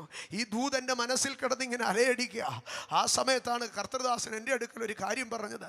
എൻ്റെ അടുക്കലിരുന്ന് സംസാരിക്കുമ്പോഴാകുന്നു തൻ്റെ മകൾ ഉക്രൈനിൽ നിന്ന് വിളിച്ചത്? ഞാനിങ്ങനെ ആശ്ചര്യപ്പെട്ട് നോക്കി. ഉക്രൈനിൽ നിന്ന് ഇപ്പോഴും വിളിക്കുന്നോ? താൻ എൻ്റെ അടുക്കൽ പറഞ്ഞു, ഇതിനിടയ്ക്ക് ഒരു പ്രാവശ്യം നാട്ടിൽ വന്നിട്ട് അവൾ തിരിച്ചു പോവുകയും ചെയ്തു. 6 മാസം കൂടെ കഴിഞ്ഞാൽ പൂർത്തീകരിക്കപ്പെടും. സഭ എൻ്റെ കുഞ്ഞിന് വേണ്ടി പ്രാർത്ഥിച്ചു, ബ്രദർ എൻ്റെ കുഞ്ഞിന് വേണ്ടി ഉപവസിച്ചു. എൻ്റെ കുഞ്ഞ് 6 മാസം കഴിയുമ്പോൾ കോഴ്സ് പൂർത്തീകരിക്കുക. റഷ്യൻ പോർ വിമാനങ്ങളോ, റഷ്യൻ പടക്കപ്പലുകളോ, റഷ്യൻ ആയുധങ്ങളോ ഉക്രൈൻ്റെ മണ്ണിനെ തീ വെച്ച് ചുട്ടിട്ടോ, യുദ്ധത്തിൻ്റെ കൊടുമ്പിരിയിൽ സകലവും അവിടെ തകർന്നടിച്ചിട്ടോ, ഒരു ദൈവഭക്തൻ്റെ കുഞ്ഞ് ഇന്ന് ആ കോഴ്സിൻ്റെ അവസാനത്തെ അറ്റംപ്റ്റുകൾ നടത്തിക്കൊണ്ടിരിക്കുന്നെങ്കിൽ ഞാൻ വിളിച്ചു പറയോ, ദൈവം നിവർത്തിക്കും. Not because of money, not because of power, not because of human power. പകരം ഒരേ ഒരു കാര്യം, ദൈവം എനിക്ക് തുണ നിന്നു. ദൈവം എനിക്ക് തുണ നിന്നു. ദൈവം തുണ നിന്നാൽ പൂർത്തീകരിക്കപ്പെടോ. ദൈവം തുണ നിന്നാൽ പൂർത്തീകരിക്കപ്പെടോ. ഇന്ന് പകലെന്നെ കേൾക്കുന്ന എൻ്റെ സഹോദരങ്ങളെ, എവിടെയെങ്കിലും വെച്ച് പാതി വഴിക്ക് നിങ്ങളുടെ ജീവിതം തീർന്നു പോകുമെന്ന് ചിന്തിക്കരുത്. ദൈവം നിവർത്തിപ്പാൻ ശക്തനാണ്. അവൻ തുണ നിന്നാൽ നിവർത്തിക്കപ്പെടോ. അതുകൊണ്ടാണ് എബ്രായ ലേഖനം 12-ാം അധ്യായം ആരംഭത്തിൽ പറയുന്നത്, വിശ്വാസത്തിൻ്റെ നായകനോ പൂർത്തി വരുത്തുന്നവനുമായ യേശു. എൻ്റെ കർത്താവ് നായകനായി. ആ നായകൻ എന്നുള്ളതിന് അവിടെ പറയുന്നത്, he's the author and finisher, he's the author and perfectionist. ഇന്ന് പകൽ ഞാൻ പറയട്ടെ, ദൈവം ആരംഭിച്ചു തരുന്ന വിഷയമല്ല. സ്തോത്ര. നമ്മളൊരു കട തുടങ്ങിയാൽ, നമ്മളൊരു പ്രസ്ഥാനം തുടങ്ങിയാൽ, ഈ കേരളത്തിലെ 24 മന്ത്രിമാരിൽ ആരെ ചെന്ന് വിളിച്ച് അതൊന്ന് തുറന്നു തരണമെന്ന് പറഞ്ഞാലോ എല്ലാ മന്ത്രിമാരും വന്ന് അത് ഉദ്ഘാടനം ചെയ്യോ? കേരളത്തിലെ ഏത് സിനി ആർട്ടിസ്റ്റിൻ്റെ അടുക്കൽ ചെന്ന് കാശ് കൊടുക്കാമെങ്കിൽ അവരെന്ത് ചെയ്യുമെന്നറിയാമോ? അവരൊരു കടയോ മാളോ വന്ന് ഉദ്ഘാടനം ചെയ്തു തരുമോ? അവരൊരു സംരംഭം ഉദ്ഘാടനം ചെയ്തു തരുമോ? ഗവർണറെ വിളിച്ചാലും, സ്പീക്കറെ വിളിച്ചാലും, MLA വിളിച്ചാലും, പഞ്ചായത്ത് മെമ്പറെ വിളിച്ചാലോ, പള്ളിയിലച്ഛനെ വിളിച്ചാലും, ആരെ വിളിച്ചാലും എന്ത് ചെയ്യുമെന്നറിയാമോ? അവർ വന്ന് കട ഉദ്ഘാടനം ചെയ്തു തരുമോ? പക്ഷേ ഈ കട അതിൻ്റെ വിജയത്തിൽ എത്തിക്കാമെന്ന് ഉദ്ഘാടനം ചെയ്യുന്ന ഒരു മന്ത്രിയും അവിടെ നിന്ന് പറയത്തില്ല. എല്ലാ ആശംസകളും നേർന്നിട്ട് എനിക്ക് അടുത്ത പരിപാടിയുടെ തിരക്കുണ്ടെന്ന് പറഞ്ഞിട്ട് വേഗത്തിൽ സ്ഥലത്തുനിന്ന് എസ്കേപ്പ് ആകോ. നാട മുറിച്ച് കഴിഞ്ഞാൽ പിന്നെ സെലിബ്രിറ്റിക്കായിരുന്നാലോ, രാഷ്ട്രീയക്കാർക്കായിരുന്നാലോ, പള്ളിയിലച്ഛനായിരുന്നാലോ, അതിന് പാസ്റ്റർമാരായിരുന്നാലോ, അവിടുന്ന് പിന്നെ എസ്കേപ്പായി അടുത്ത സ്ഥലത്ത് പോകണമെന്നുള്ള ചിന്തയെ കാണത്തുള്ളൂ. പക്ഷേ എൻ്റെ ദൈവ നാട മുറിച്ച് കട തുറന്ന് ആശംസ പറഞ്ഞിട്ട് പോകുന്ന ദൈവമല്ല. If he is the author, he will finish, he will perfect it. Rikharamana Shanduriyadera Idalabara Pravaniya. Hallelujah. Hallelujah. വിശ്വസിക്കുക സഹോദരങ്ങളെ, വിശ്വസിക്കുക. അവൻ ആരംഭിക്കുന്ന ദൈവം മാത്രമല്ല, അവൻ പൂർത്തീകരിക്കുന്ന ദൈവമാണ്. 138-ാം സങ്കീർത്തനത്തിൽ മലയാളത്തിൽ ഇങ്ങനെയാണ് എഴുതിയിരിക്കുന്നത്, യഹോവ എനിക്ക് സമാപ്തി വരുത്തുമെന്ന്. പക്ഷേ യഹോവ എനിക്ക് സമാപ്തി വരുത്തുമെന്നുള്ളതല്ല അതിൻ്റെ യഥാർത്ഥ ഭാഗം. The Lord will perfect which concerneth me. എന്നെ സംബന്ധിക്കുന്ന വിഷയങ്ങളെ ദൈവം എന്ത് ചെയ്യോ? പൂർണ്ണപ്പെടുത്തുമെന്നാണ് പറയുന്നത്. എന്നെ സംബന്ധിക്കുന്ന വിഷയങ്ങൾ ദൈവം തികവിലെത്തിക്കോ. ഇന്ന് പകൽക്കാലം ദൈവ ശുശ്രൂഷയുടെ മണ്ഡലത്തിൽ നിന്നുകൊണ്ട് ഞാൻ ഉറപ്പോടെ ദൈവത്തിൽ വിശ്വസിക്കുന്ന ഒരു കാര്യമുണ്ട്. എന്നിൽ ഒരു ശുശ്രൂഷ ആരംഭിച്ച ദൈവ, എന്നെ തൻ്റെ വചനം പരമേൽപ്പിച്ച ദൈവ, തൻ്റെ പ്രസംഗം എന്നിൽ കൂടെ നിവർത്തിക്കോ. ഈ ജീവിതത്തിൽ കടന്നു പോകുന്ന പാതകളൊക്കെയോ ആ ശുശ്രൂഷയുടെ തികവിന് വേണ്ടിയാണ്. എല്ലാ കംഫർട്ട് സോണുകളെയും കർത്താവ് പൊളിക്കുന്നതോ ആ ശുശ്രൂഷയുടെ തികവിന് വേണ്ടിയാണ്. നടത്തുന്ന എല്ലാ പാതകളോ ശുശ്രൂഷയുടെ തികവിന് വേണ്ടിയാണ്. ദൈവം തികയ്ക്കുന്ന ദൈവമാണ്. ദൈവം തികവുകളുടെ ദൈവമാണ്. ഒരിക്കലും അവൻ വഴിയിൽ വിട്ടിട്ട് പോകത്തില്ല. ഞാൻ പറയട്ടെ സഹോദരങ്ങളെ, അദാനി ആരംഭിച്ച പോർട്ടിൻ്റെ പദ്ധതി വഴിയിൽ ഉപേക്ഷിച്ചേക്കാം. ഇന്ത്യ ഇന്ന് കാണുന്ന ഏറ്റവും വലിയ ധനാഢ്യനാണ്. പക്ഷേ പുള്ളിയുടെ പോർട്ടിൻ്റെ പണി നീങ്ങുന്നില്ല. ഇങ്ങനെ ഏതൊക്കെ രാഷ്ട്രങ്ങൾ ആരംഭിച്ച പണി, ഏതൊക്കെ സാമ്രാജ്യങ്ങൾ ആരംഭിച്ച പണി, ഏതൊക്കെ ഇങ്ങനെ തീരാതെ കിടക്കുന്നുണ്ട്. പക്ഷേ ഒരു കാര്യം ഞാൻ പറയാ, എൻ്റെ ദൈവം ആരംഭിച്ചാൽ എൻ്റെ ദൈവം അത് പൂർത്തീകരിക്കുക. എൻ്റെ ദൈവം അത് പൂർത്തീകരിക്കുക. എൻ്റെ ദൈവത്തിന് പൂർത്തീകരിപ്പാൻ കഴിയാത്തത് ഒന്നുമില്ല. അവൻ വിശ്വാസത്തിൻ്റെ നായകനാണെങ്കിൽ അവൻ പൂർത്തി വരുത്തുന്നവനുമാണ്. എന്നെ സംബന്ധിക്കുന്ന വിഷയങ്ങൾ the Lord will perfect which concerneth me. ദൈവഹിതത്തെക്കുറിച്ച് നാം പഠിക്കുമ്പോൾ റോമാലേഖനം 12-ാം അധ്യായത്തിൽ ദൈവഹിതത്തിൻ്റെ അതിൻ്റെ പ്രത്യേകതയുടെ ഒന്നാമത്തെ ഭാഗം ഇങ്ങനെയാണ് പറയുന്നത്. നന്മയും പ്രസാദവോ പൂർണ്ണതയുമുള്ള ദൈവഹിത. ദൈവത്തിന് നിങ്ങളെക്കുറിച്ചൊരു ഇഷ്ടമുണ്ട്. ദൈവത്തിന് നിങ്ങളെക്കുറിച്ചൊരു ഇഷ്ടമുണ്ട്. അതെന്താണെന്നറിയാമോ? നിങ്ങൾ പൂർണ്ണപ്പെടണം എന്നുള്ളതാണ്. നിങ്ങൾ വിശുദ്ധിയിൽ തികഞ്ഞവരായിരിക്കണം. എൻ്റെ സഹോദരങ്ങളെ, കർത്താവ് നിങ്ങളെ വിശ്വാസമാർഗത്തിലേക്ക് കൊണ്ടുവന്നെങ്കിൽ മാനസാന്തരപ്പെട്ടിട്ട് എങ്ങുമെത്താതെ ജീവിക്കാനല്ല, സ്നാനപ്പെട്ടിട്ട് എങ്ങുമെത്താതെ ജീവിക്കാനല്ല, 4 ആഴ്ച പള്ളി വന്നിട്ട് എവിടെയെങ്കിലും പോയി ഒതുങ്ങാനല്ല. നിങ്ങളിൽ നല്ല പ്രവൃത്തിയെ ആരംഭിച്ചവർ ആ നാളോളം അതിനെ തികപ്പാൻ ശക്തനാണ്. ഏത് കാറ്റ് മലയും വന്നാലും ഏത് തിരയും മലയും വന്നാലും അവൻ നിങ്ങളെ കൈവിടാതെ വേണം സംരക്ഷിക്കുന്ന ദൈവമാണ്. സെരുബാബേലിന്റെ അടുക്കൽ സെഖറിയാവ് പ്രവചിക്കുന്നത് ഇങ്ങനെയാണ്: ഓ സെരുബാബേലേ, നിന്റെ മുമ്പിൽ നിൽക്കുന്ന മഹാപർവ്വതം ആരായിരുന്നാലോ അതിനെ ഞാൻ സമഭൂമിയാക്കോ. അടുത്തതായിട്ട് പറയുകയാണ്, സെരുബാബേലേ, കൃപ കൃപ എന്ന ആർപ്പോടുകൂടെ നീ അതിന് ആണിക്കല്ല് കയറ്റോ. അവന്റെ കൈ തന്നെ അതിന് അടിസ്ഥാനമിട്ടിരിക്കുന്നു. എന്താണ് പറയുന്നത്? ആണിക്കല്ല് പഴയ മനുഷ്യർക്കറിയാം. ആണിക്കല്ല് എന്ന് പറഞ്ഞാൽ മച്ചിന്റെ മുകളിൽ ഏറ്റവും ഉന്നതിയിൽ അടിക്കുന്ന അവസാനത്തെ ആപ്പടിച്ച് കയറ്റുന്നത് പോലെ ആണിക്കല്ല് അതിൻ്റെ അവസാനം വയ്ക്കുന്നതാണ്. ആണിക്കല്ല് കയറ്റി കഴിഞ്ഞാൽ പിന്നെ ആ വീടിന് പണിയില്ലെന്നാണ് അതിൻ്റെ അർത്ഥം. ദൈവ സെരുബാബേലിന്റെ അടുക്കൽ പറയുകയാണ്, എൻ്റെ ദാസനായ സെരുബാബേൽ, ശയൽത്തിയേലിന്റെ മകനായ സെരുബാബേൽ, അവൻ അടിസ്ഥാനമിട്ട് കട്ടള വെച്ചിട്ട് തിരിച്ചു പോകത്തില്ല. അവൻ കട്ടള വെച്ച് ബെൽറ്റ് വാർപ്പ് കഴിയുമ്പം പൈസ തീർന്നെന്ന് പറയത്തില്ല. അവൻ 1ാം നില വാർത്തിട്ട് ബാക്കി സാവകാശം ചെയ്യാന്ന് പറയത്തില്ല. I will perfect which concerneth. അവൻ അതിൻ്റെ ആണിക്കല്ല് കയറ്റോ. ഇന്ന് പകൽക്കാലം വിശ്വസിക്കുക, ദൈവം പൂർണ്ണതയുടെ ദൈവമാണ്. ദൈവം പൂർണ്ണതയുടെ ദൈവമാണ്. ദൈവം പൂർണ്ണതയുടെ ദൈവമാണ്. സഹോദരങ്ങളെ, അപ്പോസ്തല പ്രവൃത്തികളുടെ പുസ്തകം 13-ാം അധ്യായം 17 തുടങ്ങി 19 വരെയുള്ള വാക്യങ്ങൾ വായിക്കുമ്പോൾ, അപ്പോസ്തല പ്രവൃത്തികളുടെ പുസ്തകം 13-ാം അധ്യായം 17, 18, 19 ഈ 13-ാം വാക്യത്തിൽ അവിടെ പറയുന്നത് 3 കാര്യങ്ങളെ കുറിച്ചാണ് പറയുന്നത്. എന്താണ് 17-ാം വാക്യത്തിൽ പറയുന്നത്? ഇസ്രായേൽ ജനത്തിൻ്റെ ദൈവം നമ്മുടെ പിതാക്കന്മാരെ തെരഞ്ഞെടുത്തു. നമ്മുടെ പിതാക്കന്മാരെ തെരഞ്ഞെടുത്തു. 2ാമത് പറയുകയാണ്, അവരെ ദൈവം വർദ്ധിപ്പിച്ചു. 3ാമത് പറയുകയാണ്, ദൈവം അവരെ പുറപ്പെടുവിച്ചു. 1ാമത് പറയുകയാണ് തെരഞ്ഞെടുക്കുന്ന ദൈവം. 2ാമത് പറയുകയാണ് വർദ്ധിപ്പിക്കുന്ന ദൈവം.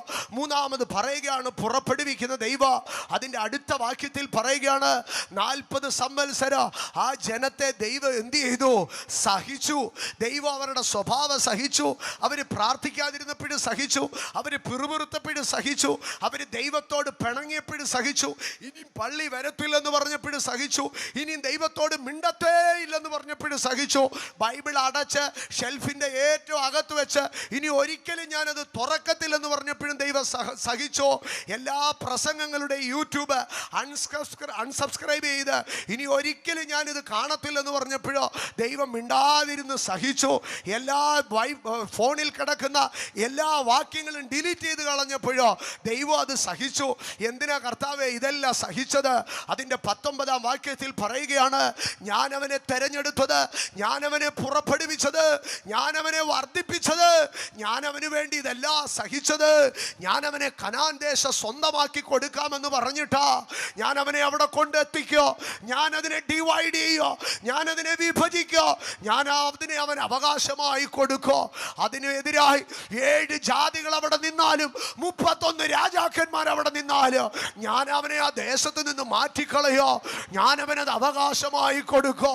ഇന്ന് പകൽക്കാലം ഞാൻ പറയട്ടെ, ദൈവ പൈതലേ, നിന്നെ തെരഞ്ഞെടുത്ത ദൈവം പൂർത്തീകരിക്കുന്ന ദൈവമാ. നിന്നെ പുറപ്പെടുവിക്കുന്ന ദൈവം പൂർത്തീകരിക്കുന്ന ദൈവമാ. അതിന് തടസ്സമായ 2 കാര്യങ്ങൾ. ഒന്ന്, ഇവന്റെ കുഴപ്പങ്ങൾ. അത് ദൈവം പറയാ, ഞാനതങ്ങ് സഹിക്കോ. ഇന്ന് പകൽക്കാല നിന്നെ സഹിക്കുന്ന ഒരു ദൈവമുണ്ട്. അല്ല, ഇന്ന് വരെയും എന്നെ സഹിച്ച ഒരു ദൈവമുണ്ട്. നിന്റെ അപ്പന് നിന്നെ സഹിക്കാൻ വയ്യായിരിക്കാം, നിന്റെ അമ്മയ്ക്ക് നിന്നെ സഹിക്കാൻ വയ്യായിരിക്കാം. ഇവനെ വീട്ടിൽ സഹിക്കാൻ വയ്യത്തില്ലെന്ന് പറഞ്ഞ് എന്ത് ചെയ്തേക്കാം? അപ്പനും അമ്മയും കൊണ്ടുപോയി ബോർഡിങ് കോൺവെന്റിലാക്കിയേക്കാം.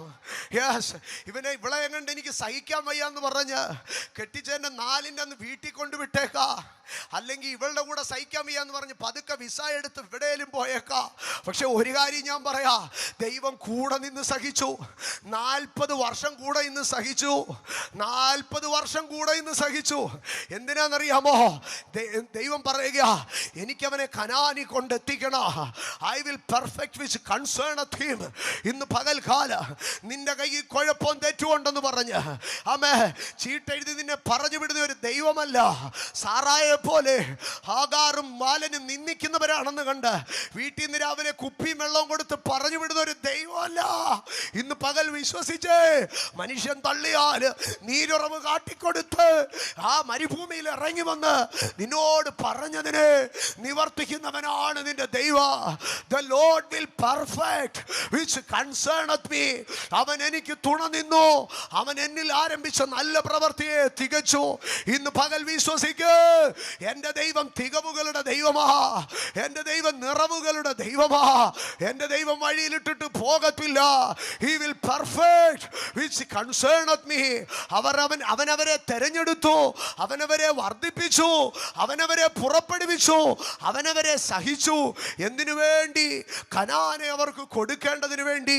പക്ഷേ അങ്ങനെ കനാനിൽ ചെല്ലുമ്പോൾ ഇവരെ 40 വർഷം സഹിച്ചുവെന്നുള്ളത് സത്യമാണ്. പക്ഷേ അവിടെ ചെല്ലുമ്പോൾ 7 ജാതികൾ വട്ടം കെട്ടി നിന്നിട്ട് പറയുകയാണ്, നോ, ഇവനെ കടത്തത്തില്ല. ദൈവം പറഞ്ഞു, ഞാൻ അവനെ തെരഞ്ഞെടുത്തത്, ഞാൻ പറഞ്ഞിട്ട് അവൻ പുറപ്പെട്ടത്. 40 വർഷം ഞാൻ അവനെ സഹിച്ചത്. ഹേ ജാതികളെ, നിങ്ങൾ അവിടെ നിന്ന് മാറിയേ പറ്റൂ. യെബൂസ്യർ, ഗിർഗശ്യർ, ഹിവ്യർ തുടങ്ങിയതായ കനാന്യർ തുടങ്ങിയ 7 ജാതികളെ ദൈവം ഒടുക്കി കളഞ്ഞു. എന്തിനു വേണ്ടി? ദൈവത്തിന് ചിലത് നിവർത്തിപ്പാനുണ്ടായിരുന്നു. To perfect his will. ദൈവം ചിലതിനെ നിവർത്തിക്കുക, ദൈവം ചിലതിനെ പെർഫെക്റ്റ് ചെയ്യുക, ദൈവം ചിലതിനെ ഫുൾഫിൽ ചെയ്യുക. ഈ പകൽ ജാതികളെ ഒടുക്കുന്ന പകലാ. ഈ പകൽ ജാതികളെ ഒടുക്കുന്ന പകലാ. ഈ പകൽ ജാതികളെ ഒടുക്കുന്ന പകലാ.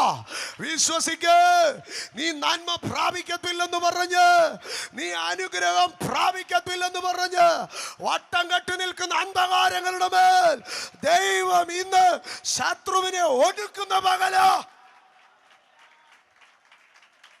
അത് തികയ്ക്കും. അവൻ തികവുകളുടെ ദൈവമാ. അവൻ തികയ്ക്കുന്ന ദൈവമാ. എന്നിൽ നല്ല പ്രവൃത്തി ആരംഭിച്ചവൻ ആ നാളോളം അതിനെ തികപ്പാൻ ശക്തൻ. അവൻ അതിനെ പെർഫെക്റ്റ് ചെയ്യുന്ന ദൈവമാ.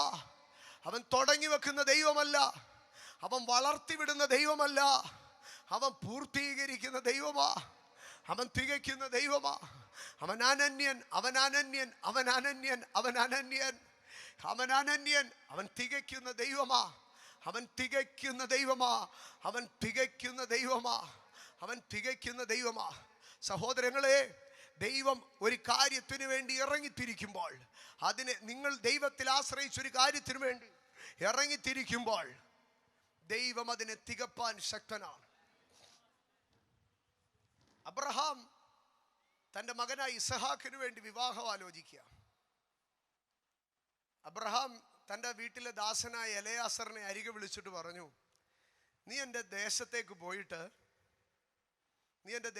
പോയിട്ട് എൻ്റെ മകന് പറ്റിയതായ ഒരു പെൺകുട്ടിയെ അവിടെ നിന്ന് കൊണ്ടുവരണമെന്ന്. നമ്മൾ എലയാസറിനെ പരിശുദ്ധാത്മാവിനൊക്കെ നിഴലായിട്ടൊക്കെ പഠിപ്പിക്കും, അതവിടെ നിൽക്കട്ടെ.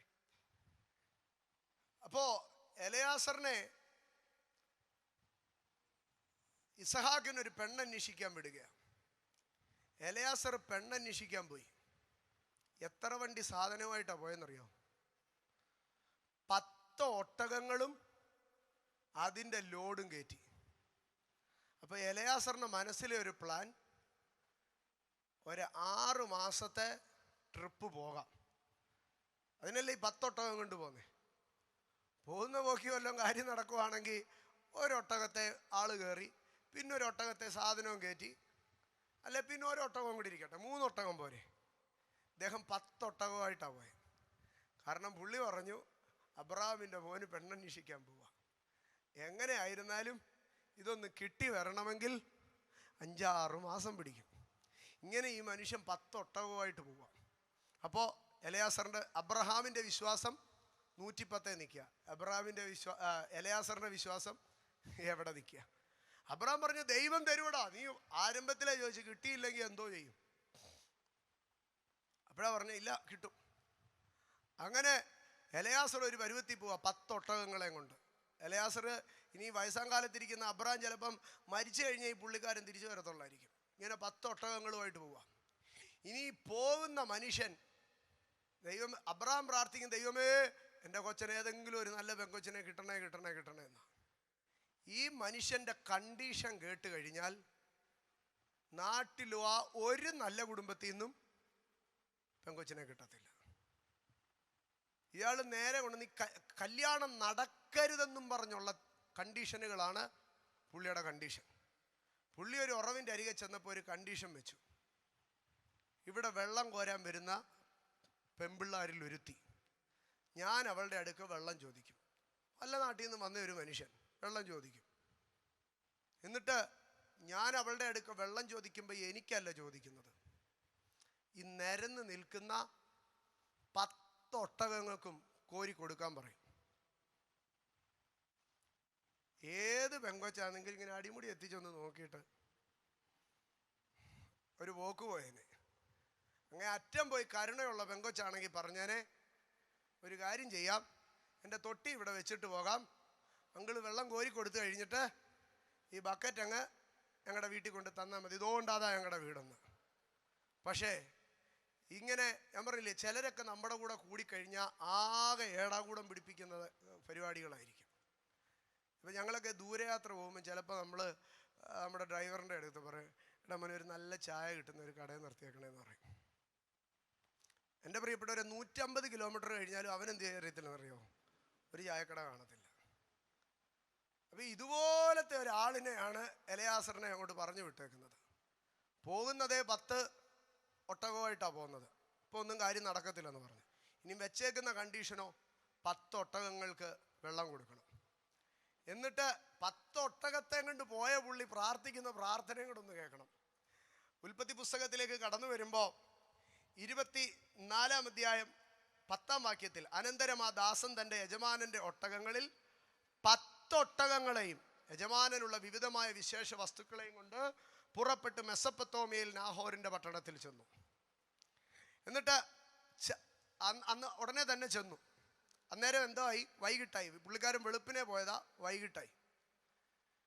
10 ഒട്ടകങ്ങളെ കൊണ്ട് പോയ മനുഷ്യൻ രാവിലെ പുറപ്പെട്ട് നാഹോറിൻ്റെ പട്ടണത്തിൽ വൈകിട്ട് ചെന്നു. വൈകിട്ട് ചെന്നപ്പോൾ വൈകുന്നേരം സ്ത്രീകൾ വെള്ളം കോരുവാൻ വരുന്ന സമയത്ത് അവൻ ഒട്ടകങ്ങളെ പട്ടണത്തിന് പുറത്തൊരു കിണറ്റിനരികെ നിർത്തി പറഞ്ഞത് എന്തെന്നാൽ, എന്നിട്ട് 12-ാം വാക്യം, എൻ്റെ യജമാനനായ അബ്രഹാമിൻ്റെ ദൈവമായ യഹോവേ, എൻ്റെ യജമാനനായ അബ്രഹാമിനോട് കൃപ ചെയ്ത് ഇന്ന് തന്നെ കാര്യം സാധിപ്പിച്ചു തരണേ. നമ്മൾ ഈ എലയാസറിനെ പരിശുദ്ധാത്മാവിൻ്റെ ഒക്കെ നിഴലായിട്ട് പറയും, നല്ലത് തന്നെ. പക്ഷേ ഇവിടെ എലയാസർ എൻ്റെ ദൈവമേന്ന് ഒരു വിളിച്ചില്ല. എൻ്റെ യജമാനൻ്റെ ദൈവമായ യഹോവേ, എൻ്റെ യജമാനനോട് കൃപ ചെയ്ത് യജമാനൻ്റെ മോന് ഒരു പെണ്ണിനെ കിട്ടണം. 10 ഒട്ടകങ്ങളെ കൊണ്ട് പോയതാ. പക്ഷെ വൈകിട്ടായപ്പോഴത്തേക്ക് പുള്ളി മടുത്തു. സന്ധ്യ ആയപ്പം നമ്മൾ ആരാണെങ്കിലും അന്ന് സന്ധ്യയ്ക്ക് എവിടെങ്കിലും ഒരു ഹോട്ടൽ എടുത്ത് അവിടെ താമസിച്ച് പിറ്റേന്ന് രാവിലെ കുളിച്ചൊരുങ്ങിയ എവിടെങ്കിലും ഒരു പെങ്കൊച്ചിനെ കാണാൻ പോന്നേ. പുള്ളി ഓടി തളർന്ന് വൈകിട്ടായപ്പോഴത്തേക്ക് 10 ഒട്ടകങ്ങളെ കൊണ്ട് എക്സ്പ്ലോർ ചെയ്യാൻ പോയതാണ്. പക്ഷേ ഇൻട്രസ്റ്റ് എല്ലാം തീർന്നു. സന്ധ്യ ആയപ്പോഴത്തേക്ക് പുള്ളിക്കാരൻ അവിടെ എന്ന് പറയാം, എൻ്റെ ദൈവമേ ഇന്ന് തന്നെ ഈ പരിപാടി പൂട്ടിക്കെട്ടി അങ്ങ് തിരിച്ചു പോയെങ്കിൽ നല്ലേ. അങ്ങനെയല്ലേ അവിടെ എഴുതിയിരിക്കുന്നത്? അബ്രഹാമിനോട് കൃപ ചെയ്ത്, എന്നോടൊന്നും ഇല്ലെന്ന് എനിക്കറിയാം, അബ്രഹാമിനോട് കൃപ ചെയ്ത് ഇന്ന് തന്നെ കാര്യം സാധിപ്പിച്ചു തരണം. ഇങ്ങനത്തെ ഒരാളാ കൂടെ വയ്ക്കുന്നത്. നമ്മളെങ്ങാണമായിരുന്നെങ്കിൽ അന്ന് തന്നെ അവനെ പണിന്ന് പിരിച്ചു വിട്ടേനെ. കാരണം അബ്രഹാമിൻ്റെ ദൈവത്തിലും ഇവന് വലിയ വിശ്വാസമില്ല. അബ്രഹാം പറയുന്ന ഒരു കാര്യത്തുമായിട്ടും അങ്ങോട്ട് പൊരുത്തപ്പെട്ടു പോകുന്നില്ല. പക്ഷേ അതിനകത്ത് എനിക്ക് ഒത്തിരി ചിന്തിപ്പിച്ച വിഷയം 12-ാം വാക്യത്തിൽ എലയാസർ പറയുക, ഇന്ന് എനിക്ക് കാര്യം നടത്തി തരണം. ദൈവത്തിന് മനസ്സിലായി ഇവൻ 10 ഒട്ടകത്തെ കൊണ്ട് കറങ്ങാൻ ഇറങ്ങിയിരിക്കുക, ഇവൻ ഇവിടെ കിടന്ന് കറങ്ങുന്നതല്ലാതെ ഈ വിശ്വാസമില്ലാത്തവനെ കൊണ്ട് ഒരു കാര്യവും നടക്കത്തില്ലെന്ന് ദൈവത്തിന് മനസ്സിലായി. പക്ഷെ ദൈവത്തിന് അബ്രഹാമിനോടുള്ള നീതി നിവർത്തിക്കണം. 15-ാം വാക്യത്തിൽ അവൻ പറഞ്ഞ് തീരും മുമ്പേ അബ്രഹാമിന്റെ സഹോദരനായ നാഹോരിന്റെ ഭാര്യ മിൽക്കയുടെ മകൻ ബെതുവേലിന്റെ മകൾ റെബേക്ക തോളിൽ പാത്രവുമായി വന്നു. എലയാസർ പറഞ്ഞു തീരുന്നതിന് മുമ്പേ ദൈവം അത് ചെയ്തു. ഞാൻ പറഞ്ഞതിൻ്റെ സാരം, അബ്രഹാമിനോട് നിവർത്തിച്ചു കൊടുക്കേണ്ടത് ആരുടെ ഉത്തരവാദിത്തമായിരുന്നു? ദൈവത്തിൻ്റെ ഉത്തരവാദിത്തമായിരുന്നു. അബ്രഹാമിൻ്റെ കൂടെ നിൽക്കുന്നവൻ 10 ഒട്ടകങ്ങളെ കൊണ്ടുപോയാലും സന്ധ്യയായപ്പോഴത്തേക്ക് പുള്ളിയുടെ എനർജി മൊത്തം തീർന്നാലും ഇനി ഒരു മനുഷ്യനും അംഗീകരിക്കാത്ത കണ്ടീഷൻസ് വെച്ചാലും ദൈവം നിവർത്തിക്കാനുള്ളത് നിവർത്തിക്കും. ദൈവം നിവർത്തിക്കാനുള്ളത് നിവർത്തിക്കും. കർത്താവ് എനിക്ക് തുണ നിന്നു, നിവർത്തിച്ചു. കർത്താവ് എനിക്ക് തുണ നിന്നു, നിവർത്തിച്ചു. എൻ്റെ കൊച്ചുങ്ങളെ ഞാൻ നിങ്ങളോട് പറയട്ടെ, നിങ്ങളുടെ മിസ് ഇൻറ്റേർണലി തല കുത്തി നിന്ന് പണിതാലും ദൈവം നിവർത്തിക്കാനുള്ളത് നിവർത്തിക്കും. അതിനി ഇൻഡയറക്റ്റ് ക്വസ്റ്റ്യൻസോ ഡയറക്റ്റ് ക്വസ്റ്റ്യൻസോ ഔട്ട് ഓഫ് സിലബസോ എന്തൊക്കെ കൊണ്ടുവന്ന് കുത്തിവെച്ചാലും ദൈവം നിവർത്തിക്കാനുള്ളത് നിവർത്തിക്കും.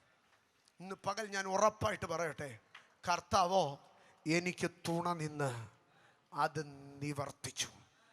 ഇന്ന് പകൽ വിശ്വസിക്കുക, ഒരു കാര്യവും വഴി വെച്ച് നിന്നു പോകത്തില്ലെന്ന് വിശ്വസിക്കുക. ഒരു കാര്യവും വഴി വെച്ച് നിന്നു പോകത്തില്ലെന്ന് വിശ്വസിക്കുക. എന്നിട്ട് അടുത്തതായിട്ട് പറയുക, നിവർത്തിക്കുക മാത്രമല്ല, സിംഹത്തിൻ്റെ വായിൽ നിന്ന് അവൻ എന്നെ രക്ഷിച്ചു. സിംഹത്തിൻ്റെ വായിൽ നിന്ന് അവൻ എന്നെ രക്ഷിച്ചു. ഇന്ന് പകൽക്കാലം ദൈവം നിവർത്തിക്കപ്പെടുമ്പോൾ എവിടെങ്കിലും എന്തെങ്കിലും നഷ്ടപ്പെടുമെന്ന് ചിന്തിക്കരുത്.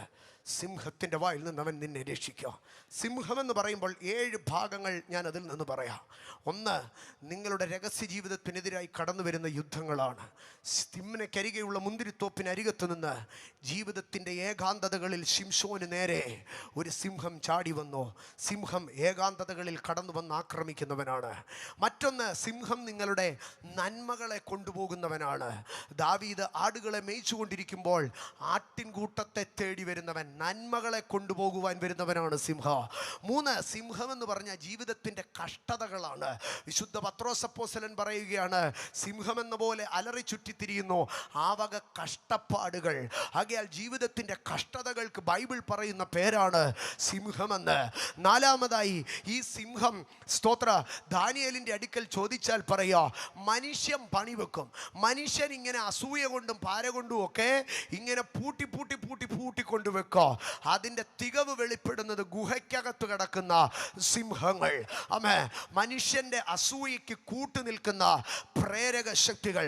5 സ്തോത്ര 77 സങ്കീർത്തനത്തിലേക്ക് കടന്നു വരുമ്പോൾ ബെന്യാമീനായ കൂശന്റെ പ്രാകുന്ന വാക്കുകൾ കേട്ടപ്പോൾ ദാവീദ് അതിൻ്റെ 2-ാം വാക്യത്തിൽ പറഞ്ഞു, സിംഹങ്ങളുടെ വായിൽ നിന്ന് എന്നെ രക്ഷിക്കണമേ എന്ന് പറഞ്ഞു. ശാപവാക്കുകൾ സിംഹത്തിൻ്റെ വാക്കുകളാണ്. ആമേ, വീണ്ടും നമ്മൾ സങ്കീർത്തനങ്ങളുടെ പുസ്തകം 10-ാം അധ്യായത്തിലേക്ക് വരുമ്പോൾ സിംഹത്തിൻ്റെ ഗുണം പറയുകയാണ്, അവൻ മറവിടങ്ങളിൽ പതിയിരിക്കുന്നവനാണ്. വീണ്ടും 7-ാം സങ്കീർത്തനത്തിലേക്ക് കടന്നു, ദാനിയേലിൻ്റെ പുസ്തകം 7-ാം അധ്യായത്തിലേക്ക് കടന്നു വരുമ്പോൾ കയറി വരുന്ന സാമ്രാജ്യ ശക്തികളെ ചൂണ്ടിക്കാട്ടിയിട്ട് പറയുകയാണ്, അതിലൊന്ന് സിംഹമാണ്. അത് രാഷ്ട്രീയ ദേശത്തിൻ്റെ സാമ്രാജ്യ ശക്തികളാണ്. ഇന്ന് പകൽക്കാലം ഞാൻ 7 സിംഹശക്തികളെ വിളിച്ചു പറയുമ്പോൾ അതവിടെ നിൽക്കട്ടെ. ആ 7 സിംഹശക്തികൾ, 7 സാമ്രാജ്യ പൈശാചിക പോർമണ്ഡലങ്ങൾ നിങ്ങൾക്കെതിരെ വായ് പിളർന്നു നിന്നാൽ ഇന്ന് പകൽ ഞാൻ ഉറപ്പോടെ ഒരു കാര്യം എൻ്റെ ദൈവമക്കളുടെ അടുക്കൽ വിളിച്ചു പറയാ, ദൈവം തുണ നിൽക്കുക, ദൈവം ശക്തീകരിക്കാം, ദൈവം തുണ നിൽക്കുക, ദൈവം ശക്തീകരിക്കുക, ദൈവം നിവർത്തിക്കുക, ദൈവം തുണ നിൽക്കുക, ദൈവം ശക്തീകരിക്കുക, ദൈവം നിവർത്തിക്കുക. ഇന്ന് പകൽ അത് വിശ്വസിക്കുന്നവർ ഒന്ന് എഴുന്നേറ്റ് നിന്നാട്ടെ, ഒന്നാതരം തുറന്ന് വിളിച്ചു പറഞ്ഞാട്ട്, ദൈവം തുണ നിൽക്കുക, ദൈവം ശക്തീകരിക്കുക, ദൈവം നിവർത്തിക്കുക. ഇന്ന് പകൽക്കാല എത്ര പേർ വിശ്വസിക്കുന്നു, എൻ്റെ ദൈവം തുണ നിന്നെന്നെ വിടുവിക്കുക, എൻ്റെ ദൈവം തുണ നിന്നെന്നെ ശക്തീകരിക്കുക, എൻ്റെ ദൈവം തുണ നിന്നിൽ നല്ല പ്രവൃത്തി എത്തിക്കുക. വിശ്വസിക്കുന്നവർ ദൈവസന്നിധിയിൽ ഏറ്റുപറ. ഇന്ന് പകൽ ഞാൻ നിങ്ങളോട് ചോദിക്കട്ടെ, എല്ലാവരും നിങ്ങളെ കൈവിട്ടോ എന്നുള്ളതല്ല വിഷയം. ദൈവം നിങ്ങൾക്ക് തുണ നിൽക്കുന്നു എന്നുള്ളതാ വിഷയം. ഇന്ന് പകൽ ഉറക്കെ വിളിച്ചു പറ, എൻ്റെ ദൈവം എനിക്കൊരു ആശ്രയമാണെന്ന്. അവൻ പകയൻ എത്ര കണികൾ നിങ്ങൾക്കെതിരെ വെച്ചാലോ, എത്ര വ്യാധികൾ നിങ്ങൾക്കെതിരെ വന്നാലോ, എത്ര വലമിടം നിങ്ങൾ 1000-10,000 നിങ്ങൾക്കെതിരെ വന്നാലോ, എത്ര ആകുലത്തിന്റെ വേളകൾ, എത്ര ആപത്തിന്റെ ദിനരാത്രങ്ങൾ എഴുന്നേറ്റ് വന്നാലോ, ഇന്ന് പകൽ ഉറപ്പിച്ചു പറ, എന്നെ കൈവിടാത്തൊരു ദൈവം എനിക്കുണ്ട്. കർത്താവോ എനിക്ക് തുണ നിന്നോ. ഇന്ന് പകൽക്കാലം വായി തുറന്ന് വിളിച്ചു പറ, എനിക്ക് തുണ നിൽക്കുന്ന ഒരു കർത്താവുണ്ട്. അഭിഷേകത്തെ കർത്തൃദാസനോട് ചേർന്ന് നമ്മൾ ഇന്ന് പകൽ ഏറ്റുപറയാൻ പോവുകയാണ്. എനിക്ക് തുണ നിൽക്കുന്ന ഒരു യേശുവുണ്ട്. ഒരുത്തനും എന്നെ ഒന്നും ചെയ്യാൻ കഴിയത്തില്ല. ആപത്തു വേളകളായിരുന്നാലോ, യെസ്, ആകുലത്തിന്റെ നാളുകളായിരുന്നാലോ, എൻ്റെ ദൈവം എനിക്ക് തുണ നിൽക്കോ. ഇന്ന് പകൽ വിശ്വസിക്ക, ആ ദൈവത്തിന്റെ തുണ നിൽക്കുന്ന സാന്നിധ്യം ഇന്ന് പകൽ ഇതിനകത്ത് ദൈവം ചിലരുടെ ശക്തീകരിക്കുന്ന, സമാധാനം നൽകി, കൃപ നൽകി, അഭിഷേകം നൽകി, അത് ശക്തീകരിക്കുന്ന സമയങ്ങളാണ്. ഇന്ന് പകൽ അത് വിശ്വസിക്ക.